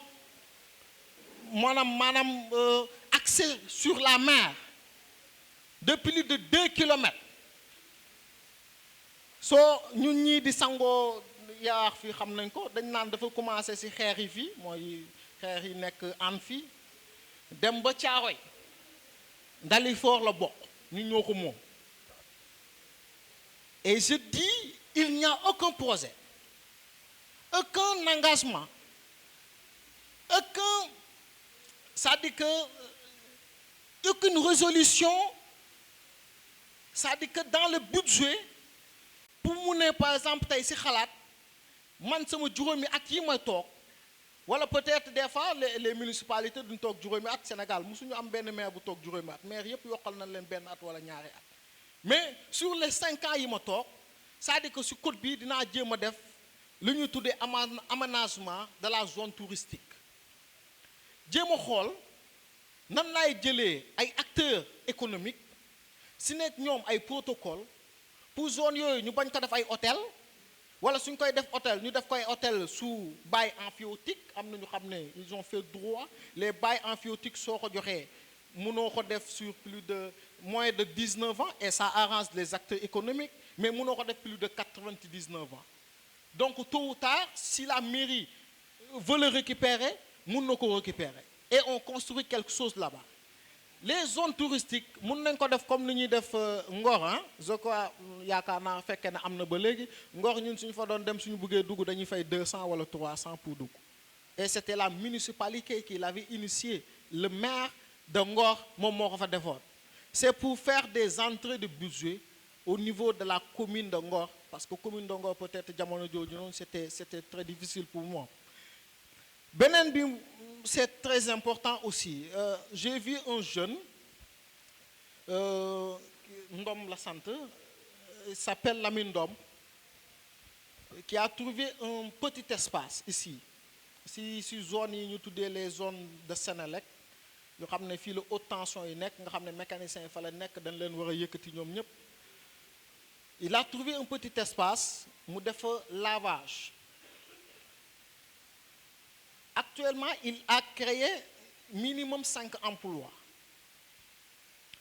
pourquoi je dis que il est brave et il est courageux mooy il pouvait voir cet espace là waxtaan ak ay moroomam ngay def ko terrain kii ni ñu koy waxee petit camp wala terrain football di fu football mais son intelligence ne lui donne pas de faire un terrain de football ou terrain petit camp mais de créer d'entreprendre de faire de telle sorte que foofu noonu nga xam ne gis na ko comme mu doon terrain mu jéem a xool si ay xalaatam lan la fay def il a fait un lavage c'est pas le lavage qui est important mais c'est l'initiative qui est noble c'est pourquoi je réfléchis bien Je ne sais pas si Pikine Est, le budget c'est combien pour le nettoiement et tout ça. Et je l'ai dit au maire, ni fait je dis que monsieur le maire, c'est nettoyage quoi. Yo, à chaque année, tu fais plus de 35 millions. 35 millions, je dis, pour voir ce mairie, voir école d'Alifa, voir maternité, voir hôpital. Ouais, non, les lieux de culte beaucoup aussi, hein. Les lieux de culte, nous avons ça bon. Maintenant, pour balai quoi? Pour balai, tu fais annuellement plus de 35 millions. Moi, je réfléchis par rapport à ça et je vois ce jeune-là qui a fait un lavage là-bas. Moi, ce jeune-là, si tu l'avais, ne serait-ce donné la moitié de ces 35 millions-là, sous forme pas de subvention, hein, mais subvention d'incubation, hein, ce qu'on appelle les incubateurs. Nous avons un incubateur, c'est-à-dire que nous avons accompagner et de lui dire que yo lavage ngay def mais boole wala ci nettoyage. Nettoyage comme suñu mairie bi emploi yooyu ngay jël nga xam ne dañ lay liggéeyal à un moment c'est-à-dire que il faut au moins chaque jour ñu jël ñaari waxtu seen ñëw ci mairie bi ñu waras ko mu bokk ci liñ lay subventionné comme que ñun on paye 35 millions. C'est-à-dire que nga dem école d'Alifor vous arrêtez de payer des femmes de charge là-bas parce que ñun bu ñuy doon xale c'est soit vous étiez un perturbateur, man j'étais l'un des plus grands perturbateurs. Man ras na 12 école d'Alifor ba tay. Soit vous êtes un perturbateur, so wàccee yow yaay toog foofu noonu ci classe bi dama rasu 12 ak classe bi et je ne vois pas nécessaire que ay xale nekk foofu noonu mu waa bokk même seen éducation civique ñuy ut ay ñeneen nit yu xam ne ñoom ñoo leen di rasal ay 12 alors que xale yooyu noonu fa nekk ñoom ñooy utiliser c'est-à-dire que war na mun a sax bokk seen formation ñuy rasal seen bopp 12 c'est-à-dire que une municipalité qui veut réduire ses dépenses c'est-à-dire que war na mun a arrêter une intervention des sages des femmes de charge dans les écoles élémentaires beneen bi mooy les nullards yu xam ne par exemple tey suñu defee opération le matin peut-être duñu am moyenne ñoon dañ doon raxas classe dañ doon bale classe yi noonu waaye wax ne xam naa ko ñun ñëpp aw nañ si am le matin si tu fais opération 4 monsieur bi sawarut pour dóor la danaan la dangay bale classe bi et l'autre chose mooy soo amee par exemple tey des maîtresses ou des maîtres yu xam ne ils sont méthodiques doon jël c'est-à-dire que élèves yi subdiviser leen en différentes catégories quoi c'est-à-dire que la classe c'est 60 personnes et en 6 jours la ñu jàng chaque jour 10 élèves dans la semaine 10 élèves yi ñoom ñooy bale classe bi comment ces élèves là man yooyu bokkoon na suñu formation man suñu wàcce woon 11 heures su ma demoon nduggali wul suma yaay parce que suma yaay très tardivement la am doom bu jigéen dama doon wàcc à 11 heures daw dem suma kër jëlal ko pañe bi dem jëli ju ndugg bi parce que da ko doon commandé et tout ça dem yóbbulaat ko soo ko ñibbisiwaat des fois sax fa laay jëlee mburu ak ndambe yi lekk bi buggu dee gaa xam nañ ma su mburu ak ndambe comme ni ñu xamee si Thierno Fall faga daga ak kii ak ton booy xam naa sa secret quoi c'est-à-dire que c'était pour moi c'était comme ça c'est-à-dire que la formation si école yi et je vois actuellement les maires dañ koy def même par exemple une satisfaction de dire que xale yi léegi raxasutuñu école yi alors que loolu dafa bokkoon ci lu xam ne da leen doon former ñoom en tant que des élèves de comprendre que c'est-à-dire que ñoom en tant que des jeunes suñu màggee aussi tamit nekkuñu des gens yu xam ne ils ne peuvent pas intervenir dans la vie communale dans la vie communale c'est soit dans la maison qu'on l'enseigne parce que il faudrait que nga am benn parent bu xam ne danaan la à un moment donné yeewul dimanche demal nga dem bale ju koñ bi parce que sa morom ñoo ngi koy bale j'ai suivi une intervention très importante d'une femme une femme d'église mu ne doom ji parfois day plaindre le fait que amul repos si njàngam moom lu tax muy plaindre ne amul repos parce que maîtresse am da ko expliquer les dimanches lu muy def day yeewu presque 7 heures ou 6 heures du matin sang doom ji yóbbu ko église les dimanches je dis parce que les dimanches la plupart du temps ñun suñu doom yi dañ leen di noppal mais maîtresse am bu mu déggee loolu dem laajte yaay ji pourquoi votre enfant tous les jours su demee école les dimanches pourquoi vous ne le reposez pas mu dem mu noppaleku comme tous les autres élèves mu ne ko non il faudrait comprendre une chose je ne ferai jamais dans ma vie dans la tête de mon enfant que Dieu n'est pas important su fekkee ne par exemple tey l'école elle est importante dans sa tête que du lundi au samedi dafa war a yeewu 7 heures du matin ou 6 heures du matin sangu def li muy def su paree mu yóbbu ko école dans sa tête dans sa subconscience danaan non école bi elle est importante mais fekkee ne dimanche la mu war a dem église ma bàyyi ko mu nelaw ba 10 heures après ma jël ko ma yee ko ma yóbbu ko peut-être église c'est-à-dire que aussi dans sa tête je dis que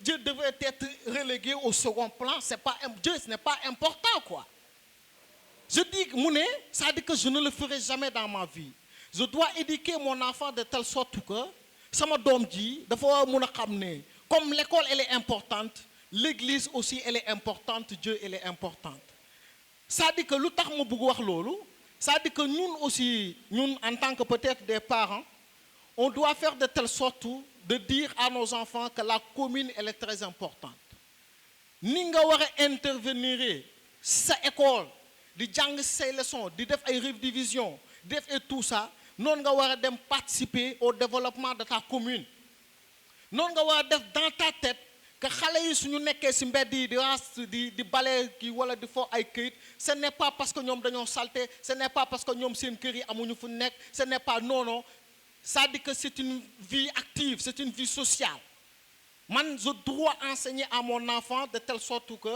su déggee ne suba setal am na dafa bokk ci ñu war a njëkk a teel a yeew ñu war a njëkk a teel a yeew beneen bi exemple bi ma lay jox mooy tous les Sénégalais tout ou bien la quasi-totalité des Sénégalais pensent que soo wootee réunion wala nga woote activité et tu dis 16 heures c'est 18 heures au Sénégal c'est comme ça parce que les gens dans leur subconscience disent que man su ma ñëwee 16 heures du ma fa fekk kenn et toi tu te dis que su ma ñëwee 16 heures du ma fa fekk keneen noonu lay wax su ma ñëwee 16 heures du ma fa fekk keneen et en réalité l'activité bi nga xam ne dañ koy woote à 16 heures commence obligatoirement léegi à 18 heures et je prends un homme un grand homme le maire Idrissa Diallo yàlla na ko yàlla yërëm encore une fois il a toujours œuvré à ce que l'heure soit l'heure il n'a jamais dérogé à l'heure nekk na fi ak moom plus de 6 ans dans ce conseil municipal il le dit lui-même danaan quand je dis que la réunion c'est à 16 heures et que ça soit une réunion populaire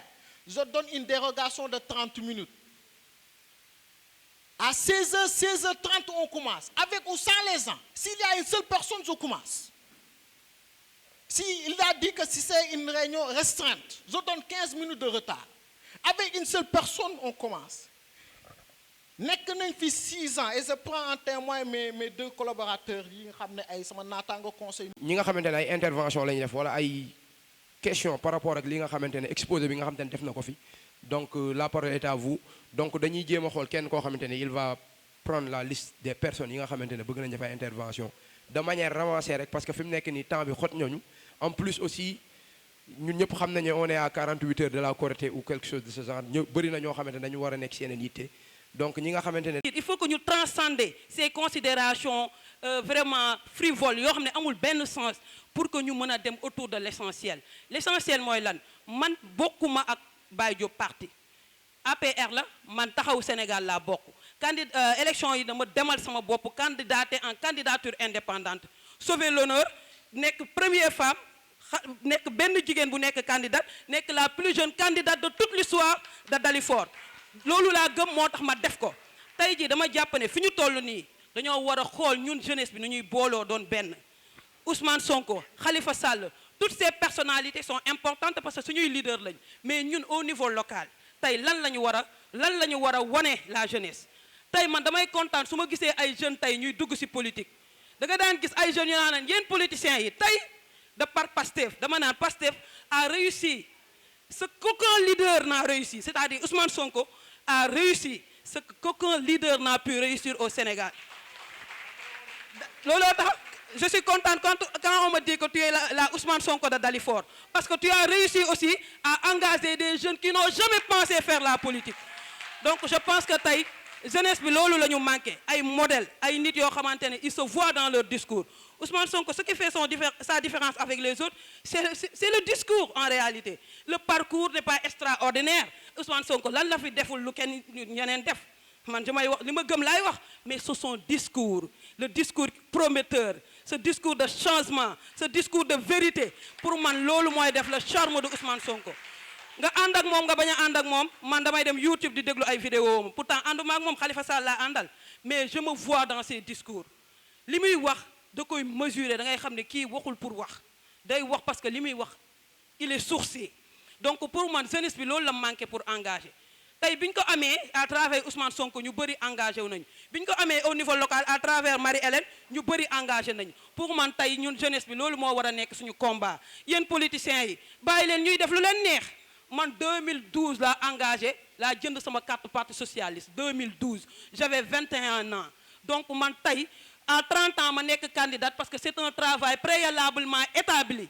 donc tey jeunesse bi loolu laa leen di invité heureusement que vous l'avez compris à travers Ousmane Sonko bu ñu leen may dara nañuy taxaw tey jii ngeen baal ma maa ngi guddal nee naa Ousmane Sonko fii Fass dafa wax benn aspect bu am solo ci création d'emploi man ci sama campagne bi dama leen ne création d'emploi ci ñett yi laa koy tënk bu njëkk bi mooy RSE am na ku ko wax léegi ñaata entreprise ñoo nekk Dalifort jëluñu benn Dalifort waa mu fay liggéey pour man mairie xam nga lan la leadership créativité innovation ku ko amul maire bu ko amul damal toog te xam ne benn mandat ngay def ñu dàq la da ngay wàcc parce que budget mairie kese mënul tax maire def lu extraordinaire foog nga am ay partenaires soit partenariat privé wala public man relation internationale laa def si loolu laay liggéey looloo taxoon ma am fitu taxaw ne damaa bëgg a nekk candidat ndax xam naa ne ku am partenaire rek mën nga réussir sa mission tey RSE yi un maire qui est responsable un maire qui a ce leadership peut partir voir toutes ces entreprises là doo leen imposer mais day nekk de façon discuter nga ne leen tey je vous mets devant votre responsabilité sociétale lan ngeen def Dalifort kan ngeen jël Dalifort léegi damaa bëgg ngeen wax ma bu fekkee ne yéen société de carrelage ngeen wax ma yan compétence ngeen soxla man en tant que maire ma dem Dalifort wuti ko bu amul man en tant que maire ma créer ces formations là c'est-à-dire en tant que maire je crée des formations si je sais que ces entreprises ont besoin de carreleurs de plafonneurs et de je ne sais quoi d'électriciens yow mairie bi nga ñëw def des formations accélérées de 6 mois 1 an nga am le personnel yóbbu ko dans ces entreprises beneen am na ko wax léegi l'art et la culture képp ku bëgg a développer gox soo bàyyee art et culture da ngay passer à côté lu tax parce que beaucoup de jeunes qui s'adonnent au banditisme ont une certaine connexion avec la musique avec le rap donc soo leen bëggee changer soo leen bëggee réinsérer dans la société da ngay jaar à travers l'art et la culture et sama programme bi may def campagne joxe woon naa un programme qui s'appelle comment les cultures urbaines promouvoir les cultures urbaines mooy lan commune boo dem ndax li may wax du pour Dalifort yëpp kase pour ñëpp la parce que si laay liggéey commune boo dem am na case foyer am na centre socio-culturel tu prends ce centre socio-culturel tu formes les gens sur la vidéographie l'infographie le DJing etc su ko defee yow premier financement bi yow mairie bi premier financement bi ngay joxe parce que il y a un fonds qui s'appelle le fonds des cultures urbaines Macky Sall état du Sénégal moo koy joxe 800 millions la woon les fous malades et autres se sont battus bu mu nekk 1 milliard budget boobu beaucoup de jeunes xamuñu ko beaucoup de mairies xamuñu ko donc mairie bi bu jëlee initiative fexe ba taxawal programme boobu implanter un programme qui promeut les arts et les cultures su ko defee jeunes yooyu dañuy mën a demal seen bopp pourvoir à ces financements là pour mën a demal seen bopp créer nga emploi rey nga banditisme ñi doon taxawaalu réinsérer nga leen dans la société beneen bi mooy pour les femmes à Dalifort on a eu la chance d'avoir une maison de la femme improductive inactive te maison de la femme boobu kenn xamul ñaata emploi la mënoon créer tey jii da ngay dem université Cheikh Anta Diop ñuy former ay ni sociologie histoire et cetera tey maison de la femme bi mënoon nañ ko jël def ko ay départementalisation fruits et légumes sérigraphie ñuy defar t-shirt ñuy defar et cetera ñu jël ay femmes defal leen formation de formateur former leen tegal leen ci maison de la femme ñoom ñuy former jeunesse féminine bi nga xamante ne amuñu chance yàgg ci école dañ leen teel a dàq dégg nga genre politique yooyu mooy indi développement mais du tentamar jël 100 personnes indi leen ñii di fobeere ñii di bale c'est bon parce que 40 000 bi ñuy am 60 000 bu la leen xeebal face li mu wax sànq d'accorduma le fait que mu ne ñuy bale ci école yi yëpp jarul ñoo ñuy jox élèves yi di bale c'est vrai loolu am na solo mais mun nañ di bale sax garaawul mais parallèlement à bale boobu ñuy bale nga teg des projets prometteurs des projets yi nga xamante ne comme li ma fi cité léegi loolu tey moo mun a stimuler le développement à telle enseigne que maire bi doon bale école Dalifort da koy bàyyi naturellement moom mooy demander sa démission pour dem maison de la femme xale bi doon taxawaalu mooy demander sa démission dem maison de la femme voici ces gens de politique prometteuses qui permettront à la jeunesse sénégalaise de s'épanouir mais actuellement ce qu'on voit c'est du clientélisme politique wax naa ko ci samay textes yu may bind chaque jour yoon bi président Macky Sall jël du yoonu développement mais il faut que jeunes yi nag jóg te loolu moo xew nii su jeunes yi jógee booloo doon benn xam ne ñun on est plus fort loolu la anglais naan people's power amul gouvernement amul homme étatique bu ñeme people's power le pouvoir du peuple bu peuple bi jógee rek pouvoir bi day daanu maa ngi jéggalu ci kàddu yu bëri bu rafetee ci yàlla la bu dëngee ci man bu motadi bi la maa ngi leen di jéggalu bu wër merci beaucoup. merci Marie-Hélène. beneen bi Boubacar Camara il a dit que waxuma ci sport et culture hein. Je l'ai pas fait volontiers hein. Mais yeggaliwuma woon sama discours on m'a coupé parce que c'est le temps qui nous est contraint mais il y a beaucoup de choses yu ñu war wax ci sport ak culture gis nga le sport c'est notre agriculture à nous xam nga tey soo demee dans des zones rurales c'est-à-dire que activité principale bu nit ñi war a def au niveau des zones rurales c'est l'agriculture soo demee dans des zones urbaines activité bu nit ñi war a mun a def en premier c'est l'activité sportive et culturelle l'activité sportive et culturelle nit ku ko comprendre c'est-à-dire que ça crée tellement d'emplois que man même parfois je le mesure à l'agriculture xam nga tey par exemple tey dans certaines zones comme États-Unis c'est 800 millions de personnes c'est 300 millions de personnes excusez-moi c'est à peu près 3 millions de personnes ñooy dundal toute l'Amérique. Les agriculteurs au niveau des États-Unis ne représentent que 1% de la population. Donc l'agriculture d'antan bi mu doonoon bu njëkk ak agriculture bu am tey la modernisation de l'agriculture fait que en telle sorte que emploi yu mu doon créer bu njëkk créer tu ko parce que y a la machinisation c'est-à-dire que nit ñi benn fukki nit lu ñu waroon liggéey benn machine daanaka moo koy liggéey c'est-à-dire que dañoo réduire considérablement l'emploi au niveau de l'agriculture ba tey soo demee dans des zones d'agriculteurs soo demee ci zones yi kii saa yu ngande yi ngay gis ñëpp daanaka da nga fay fekk ay 10 tracteurs ñaari nit wala ñetti nit ñoom ñoo fay nekk c'est-à-dire que l'agriculture ne crée plus d'emplois comme ni mu ko doon créer bu njëkk mooy jamono joo suñu maam yi doon yoo ngoos nga xam ne on a besoin tellement de personnes mais dans le sport est tellement diversifié par exemple tey si vous prenez le football l'handball le volleyball le basket nu ñu koy waxatee sax rugby lutte ak yeneen par exemple tey xoolal ces activités ces sports collectifs là le football c'est minimum dans une équipe de football c'est 30 professionnels minimum je dis minimum c'est 30 personnels entraîneurs équipe médicale je ne sais pas équipe staff technique je ne sais pas DT directeur technique je ne sais pas et soo xool par exemple dans une seule équipe de football ça peut composer plus de 50 salariés dans une seule équipe de football soo demee ci basket bi c'est la même chose soo demee ci volleyball bi c'est la même chose soo demee par exemple dans les sports à part peut-être tennis nga xam ne benn nit la ñaari nit ñuy dóorante bal bi et j'aime pas les sports là mais je dis que par exemple les sports collectifs créent tellement d'emplois que tey ñun suñ su sukkandiku woon on peut créer beaucoup d'emplois la culture c'est ça aussi culture par exemple tey nit ñi suñu yaakaar culture dañu yaakaar ne culture mooy ndagara wala yi suñu maam yi doon def yooyu alors que la culture même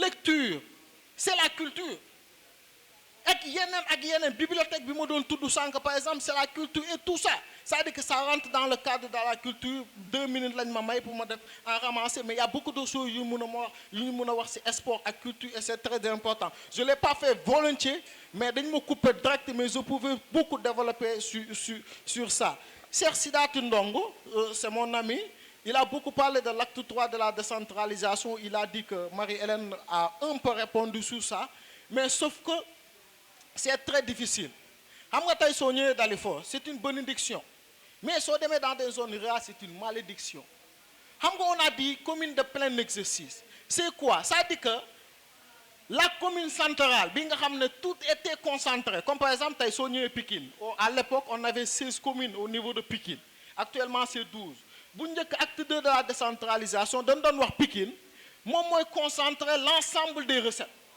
c'est-à-dire que Pikine da doon jël toutes les ressources concentrées ko ci boppam c'est-à-dire que Pikine pouvait avoir un budget de plus de 7 milliards léegi da koy séddale ci 16 communes léegi su koy séddalee mun na ñëw par exemple tey Dalifort jëlee fi 2 milliards mais su séddale ci Dalifort c'est par rapport ak nombre de population la ko séddale Dalifort pourrait se retrouver avec 80 millions ou 40 ou 30 millions c'est comme l'État il fait des fonds de concours et des fonds de dotation léegi communes yi par rapport ak seen doole lay jël di leen ko séddale c'était comme ça que la ville faisait la ville de Pikine daanaka xaalisam yépp ci Dalifort la ko doon jëlee mais su doon sédd Dalifort da ko doon jox moins de 30 millions léegi Dalifort si yeneen yu ndaw yi comme marché yu mu am ak yooyu si la doon dem ba am peut-être un budget de 80 millions mais on n'a jamais dépassé 90 millions à l'exception d'une seule année bu xam ne il y avait c'est-à-dire que benn ONG bu tuddoon Enda Ecopop bu amoon benn partenaire bu nekkoon à l'extérieur bu ñëwoon jox Dalifort 40 millions mu yokk ci budget cette année-là Dalifort a eu 120 millions exceptionnellement 120 millions mais Dalifort n'a jamais dépassé 80 donc ce qui fait que l'acte 3 de la décentralisation au niveau de Dalifort c'est très difficile mais il faudrait comprendre une chose bi ñu jëlee lépp delloo ñu ko maanaam nangu ko ci Pikine ne Pikine yow léegi dootoo concentré wu ville de Pikine dootoo concentré wu les recettes dañ koy delloo communes yi mais on nous a donné tellement d'emplois maanaam Pikine daf ne la waa d'accord mais man emploi yu ma doon fay yëpp dama koy séddale communes yi te bu mu ko doon séddale xoolal par rapport ak seeni budget commune xoolal Pikine Ouest lu mu am xool peut-être Diamaguène Sicap Mbao lu am xool Thiaroye-sur-Mer lu am xoolal loolu de xam nga lan la def daa jékki-jékki rek ne c'est 500 emplois je le divise en 16 te les emplois yu Pikine di jox parfois comme Dalifort avait pris le secrétaire municipal de la ville de Pikine bu njëkkoon nekk fii j'ai oublié son nom bi fi nekkoon le secrétaire municipal on le paye plus de 600 000 francs Dalifort moom moo ko jëloon le chargé des recettes bi nekkoon Pikine salaire am daanaka yeggoon na 400 000 Dalifort moo ko jëloon c'est-à-dire que jox nañ la li nga moom yëpp mais dañ la koy jël c'est-à-dire que joxaat la koy emploi ce qui fait que c'est difficile à la fois et mais nag lu mu munti doon moo tax ne acte bu njëkk bi si ñun mais am na ñu xam ne comme dans des zones rurales yu xam ne amuñ benn recette c'est très difficile moom soo demee ay Agnam c'est-à-dire que c'est l'État du Sénégal qui intervient dans les communes pour payer des salaires c'est l'État du Sénégal qui dit les communes yéen amoo leen droit jaay parce que commune de plein exercice yi ngay gis yëpp ñoo tolloo droit kenn amul jaay suuf mais dañu autoriser ñenn ñi exceptionnellement ñuy jël seen suuf di ko joxe pour mun a am des recettes pour am xaalis Dalifort ak Pikine Ouest ak yu ñu mel moom monsieur Diop yaakaar naa c'est bien ça amoo droit nga jaay suuf amoo droit nga joxe kenn suuf parce que le suuf bu nekk Pikine Ouest mairie amul droit laal ko mais dans des zones comme ay Agnam ak yenn yooyu noonu c'est-à-dire que la mairie a la possibilité de faire des délibérations sur le sol est-ce que comprendre c'est-à-dire que parce que acte 3 bi moo baaxul c'est-à-dire que parce que situation d'urgence bu ñu ko dugal l'acte 3 n'a pas été débattu à l'Assemblée nationale immédiatement dañ ko dugal en situation d'urgence les gens qui parce que Macky Sall da ko bëggoon dugal parce que dafa jege woon élection ñu dugal ko mu jàll parce que élection yi en 2014 jàll rek l'acte 3 de la décentralisation était opérationnel amutoon benn jàngat bu si am donc on m'a dit que je dois faire Marie-Hélène bëggoon naa juste wax si certaines de vos interventions surtout au niveau de la pollution gis nga la pollution c'est quelque chose bu xam ne c'est très grave tey l'avancée des mers laaloo ko suñu zone bi mais tey soo demee ay Saint-Louis ay kii agence française je ne sais pas moom moo fa nekk di intervenir di defar tey seeni géej gi pour géej gi bañ di laal certains parce que Saint-Louis actuellement est classé en zone je ne sais pas kii ni ñu ko waxatee sax kii patrimoine historique je ne sais pas de l'UNESCO Saint-Louis donc am na kër yu xam ne waroo di ko laal wala soo koy laal danga koy defar comme ni mu meloon bu njëkk donc c'est très difficile au niveau de Saint-Louis tey ñun yeggaguñu ci situation yu mel noonu mais gis nga tey communes yi laa wax les communes tey suñu amoon par exemple tey benn taxawaay bu mat bi nan ngay jëlee mbalit c'est lourd nan ngay jëlee mbalit du ko dugal ay oto mbalit du ko yóbbu mbëbës mbalit je dis mbalit San Francisco, quand même, aux États-Unis, c'est une grande ville. De Gleu, Mok Pikine Ouest, Bokunou, Mok Dalifort, Bokunou, je ne sais pas, quelque chose de ce genre-là. Mais je dis San Francisco, 80% de leurs décès, ils ont transformé en si c'est une D'accord, d'accord. Tu me donnes une minute. D'accord, on m'a demandé. Voilà, ok. Donc, en 3 secondes, je vous remercie et merci beaucoup. Merci Mor. Donc comme l'a dit Matar, temps bi moo ñu xoj. Donc Matar, je vais vous redonner la parole. Comme que j'étais modérateur du panel avec Mor. Donc je vais vous redonner la parole et di wax ne intervention yi nga xamante ne jot na fi am ay Version monsieur Mor Fassa Thiaw, un homme qui est très généreux en matière d'idées et de réflexion. Maintenant directement nous allons passer à la cérémonie de clôture Bamba Touré et retenir Mor Fassa Thiaw pour la cérémonie de clôture. Deug fa Yalla pour votre forte mobilisation. En premier sens bi lay nuyu avant ma gërëm ñi nga xam ne ñoom laa àndaloon liggéey bi mais aussi di gërëm monsieur le maire parce que votre travail n'est pas facile. Je sais que en tant que maire daanaka mun nga toog sa bureau ba 1h ou 2h du matin. J'en sais quelque chose. Moi j'étais que président d'une fédération d'associations et parfois il m'arrivait de dormir même si c'est mon bureau. Marie-Hélène mi xam na si dara. J'étais président seulement d'une association et la charge était très lourde. Moo tax dama leen wax naa la ma sama bopp bi attanu doon maire mais monsieur le maire wax dëgg fa yàlla yan bi diis na yàlla na la yàlla dimbali ba bis boo fii jóge si mandat bi ak yi si topp ba waa Pikine na la wax dëgg fa yàlla demal dooni ministre wala demal dooni député wala dooni demal dara nga mun jël si bilan bu xam ne bu positif la maanaam ba fii ak 100 ans. Képp kuy tudd maire Pikine Ouest wala maire Sénégal c'est-à-dire que mun a jël référence yow yàlla na la koy suñu borom subhanahu wa taala defal. Je remercie aussi monsieur Ndiaye bu ñu xamante yàggut bi je crois c'est la 4e fois ñuy daje man ak moom mais j'ai assisté à une fois benn réunion bu xam ne saa moom moo ko ji missile. Moi j'ai commencé à écrire sur Dalifort depuis pratiquement plus de 7 ans, je n'ai pas terminé. J'ai même pas encore 100 pages. Et lui, il a écrit sur l'alternance politique au Sénégal, récit d'une rupture. Et quand vous lisez, ça dit que le lexique est très très original. Ça dit que, xam nga des fois auteur dina bind, nga xool ci bind muy bind, nga gis ne kii dafa am ku muy toppandoo ci wàllum narration, ci mbind, et xam ne kii am na ku mu sàcc quoi, am na ku mu tàmm lire.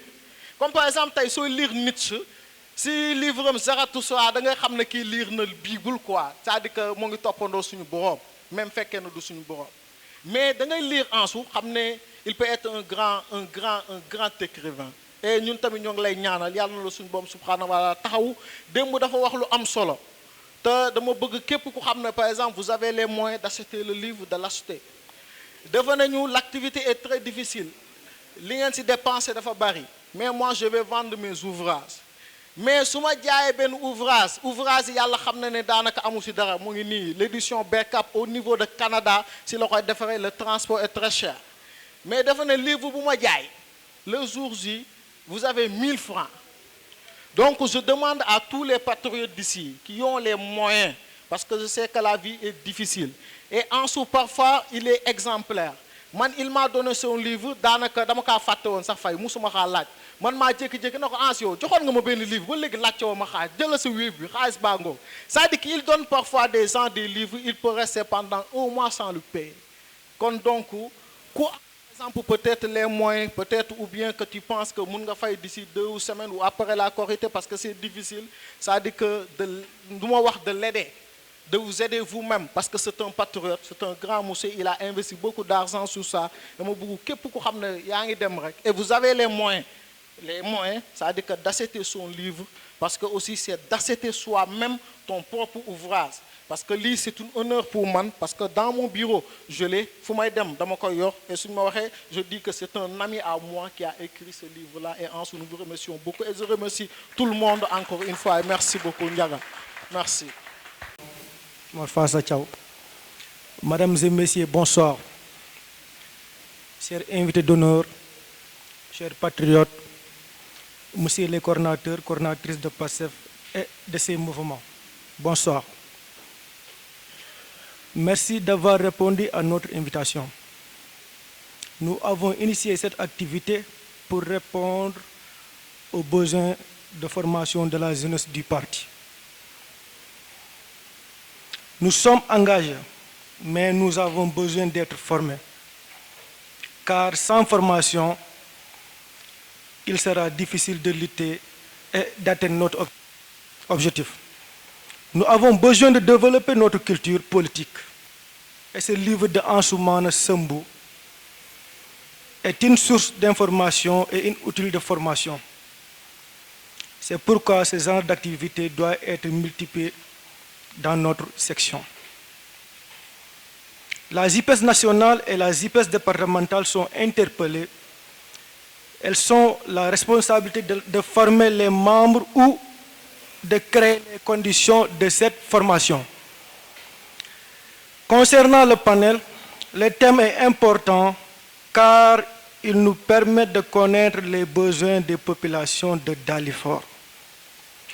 En tant que jeunes militants, nous devons servir le bon discours et faire de bonnes propositions. Donc, une bonne connaissance des défis est nécessaire. Je ne terminerai pas sans remercier l'ensemble des membres de PASTEF qui ont contribué à la réussite de cette activité. Remercier mes collaborateurs de la JPS Dalifort avec qui nous formons une formidable équipe. Chers jeunes patriotes, votre dynamisme a été capital dans cette activité. Une mention spéciale à la diaspora et aux femmes pour leur soutien. Enfin, merci à notre écrivain Ansoumana Sambou et au patriote Morfasa Thiaw pour leur exposé. Merci de votre attention et bonne fête de Korité à tout le monde. Merci. National. Pikine est fier de la JPS nationale, du bureau national. Parce que li jafe mooy samp dara foofu nag dafa am lu may dugal parce que Babacar dafa fekk Diourbel. léegi Matar dama lay laaj. Casse particulier Cordo. Pour non, vous. en fait, non, je veux je savoir. m'excuse. Cheikh Diop, monsieur le maire. Mais le problème en est que maintenant xamul lu may wax quoi. c'est ça en fait. Il m'a coupé l'air. Bon, mais en fait, salaamaaleykum wa rahmatullah. Ñu ngi ziar ñëpp vraiment di am contentement bu mag a mag ci teew fii ci Dalifort, sachant que Dalifort n'est pas n'importe quelle commune ci ñun.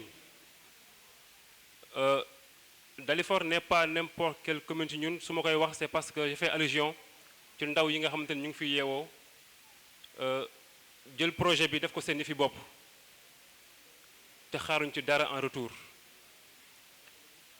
À l'image de ces jeunes, comprenez et sachez que fépp fu Dalifort taxaw incha allah rabbi ñaan yàlla taxaw fa projet baa ngi ñuy boole ci kàttanu yàlla. May remercier d'abord toute la jeunesse patriotique de Dalifort, jël remerciement bi salutation bi encouragement bi teg ko ci loxo Moussa Diédhiou di am yaakaar ni dina ko jàllale si ñëpp. Di remercier les organisateurs yi nga xamante ni tey ñoom ñoo ñu permettre ndaje bu mel nii. Remercier aussi vraiment la délégation bi nga xamante ni c'est la délégation départementale bi fi ñëw teew, mais particulièrement de remercier suñu secrétaire général en l'occurrence Mamadou Sané mi toog na le en tant que voilà. Remercier aussi le frère Ansou Sambo bi nga xamante ni moo ñu baaxee livre bi di livre boo xamante ni je pense que ku ñu ko jox ne la un scientifique moo bind lii doo ko gëm et pourtant c'est un scientifique qui a produit cette œuvre magnifique qui vraiment va nous servir, en tout cas nous jeunes, à mieux comprendre non seulement les enjeux de l'heure, car ayant compris à travers ce livre la politique sénégalaise. Donc après les salutations, peut-être je vais accentuer mon intervention ci li ñuy wax les généralités parce que yàlla dogal na ni fekkee wuñu conférence bi malheureusement ñu ngi woon ci beneen activité. On ne pourra pas dire grand-chose vraiment concrètement ci thème bi et tout ce qui a été développé, mais nous pensons que quand on parle de défis de la commune de Dalifort, pour ñun c'est le même défi que toutes les communes. Voilà, ñu dañoo gëm ni réew, je dis bien réew de façon générale,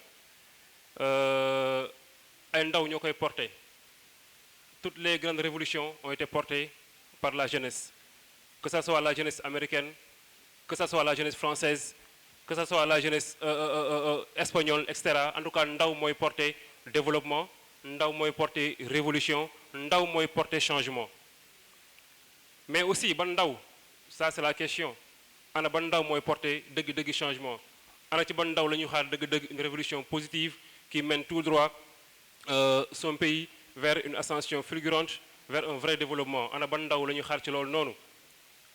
Ndaw boobu mooy peut-être ndaw bi ñuy owee la jeunesse consciente, pour emprunter cette expression ci ñenn ñi, mais quand même qui est vrai. Mais c'est quoi une jeunesse consciente? En tout cas, chez nous, à PASTEF, nous disons qu'une jeunesse consciente n'est plus cette jeunesse qui est utilisée comme chair à canon d'une personne, d'une entité, ou bien d'un quelconque intérêt. La jeunesse consciente, oui, c'est la jeunesse utilisée comme chair à canon pour un projet porteur d'espoir pour son pays, pour un projet capable de lui montrer toute la lumière, mais pour un projet capable de tirer son pays vers un réel développement, pour un projet vraiment capable de bien barricader li nga xamante ne moom mooy réewam ba kenn du ko saasaaxe kenn du ko piller maanaam ba lii de avenir am en quelque sorte de façon résumée kenn du ko caxat-caxatee mais sera un avenir prometteur boo xamante ni kenn dootu ko natable. Juste pour dire que li nga xamante ni moom la PASTEF porté c'est un projet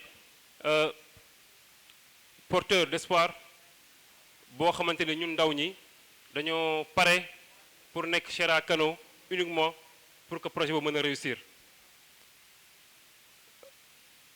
ci kaw loolu may wax rek que ni la jeunesse patriotique du Sénégal ñu gën koo xam ci JPS comme ni ko Matar waxee yàlla dogal ma nekk le vice-coordinateur au niveau national nekk le coordinateur au niveau départemental est une jeunesse boo xamante ni elle a beaucoup donné.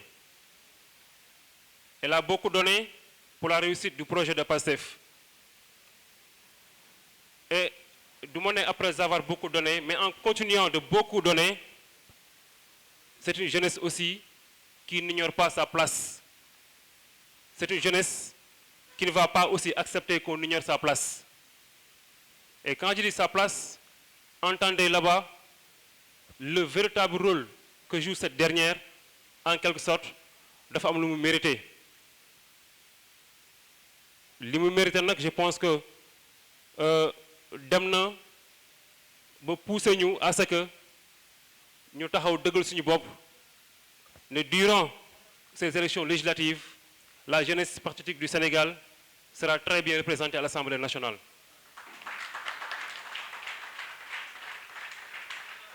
La jeunesse patriotique du Sénégal sera très bien représentée à l'Assemblée nationale. Bu ñu ko waxee c'est parce que on a été sur le terrain. On a été dans tous les fronts. On a fait face à la presse plusieurs fois. Il est temps aussi que nous soyons à l'Assemblée nationale, rien que pour contrôler l'action du gouvernement. Il est temps. Il est temps que cette jeunesse ait une chaise, minime soit, autour de toutes les tables décisionnelles fépp foo xamante ni dañ fay décider son avenir la jeunesse daf ci war a am place. On a dépassé ce monde où on décide l'avenir de la jeunesse sans elle. Ce monde est révolu. Partout où on décide l'avenir de la jeunesse, cette dernière daf ci war a bokk dafa war a toog joxe ci xalaatam. Donc comprenez juste que de façon vraiment résumée, la jeunesse patriotique du Sénégal n'a jamais été derrière. Elle a toujours été une jeunesse consciente des enjeux de l'heure. Elle a toujours été une jeunesse qui se sacrifie, qui continue à se sacrifier uniquement pour que ce projet porteur d'espoir bi nga xamante ni moom la Pastef oote mu aboutir, mais que cette jeunesse aussi, parallèlement ou bien au courant de son chemin, exigera aussi tout ce qui lui revient de droit. Et dans ce sens, je m'en vais clôturer en saluant l'Assemblée encore une fois de plus di ñaan yàlla lépp loo xamante ni rek Pastef Dalifort mébét na ko, lépp loo xamante ni ndaw yi Dalifort bëgg nañ ko, yàlla na ko ci yàlla suñu borom matal. Yàlla na yàlla même buy diisal yéen bi sax mu fexe ba ngeen attan ko ci lépp lu mënti doon ci dans tous les combats, dans tous les fronts.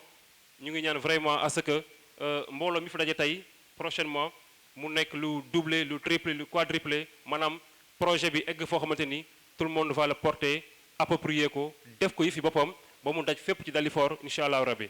Jaa ngeen jëf. Merci beaucoup. Sans commentaire.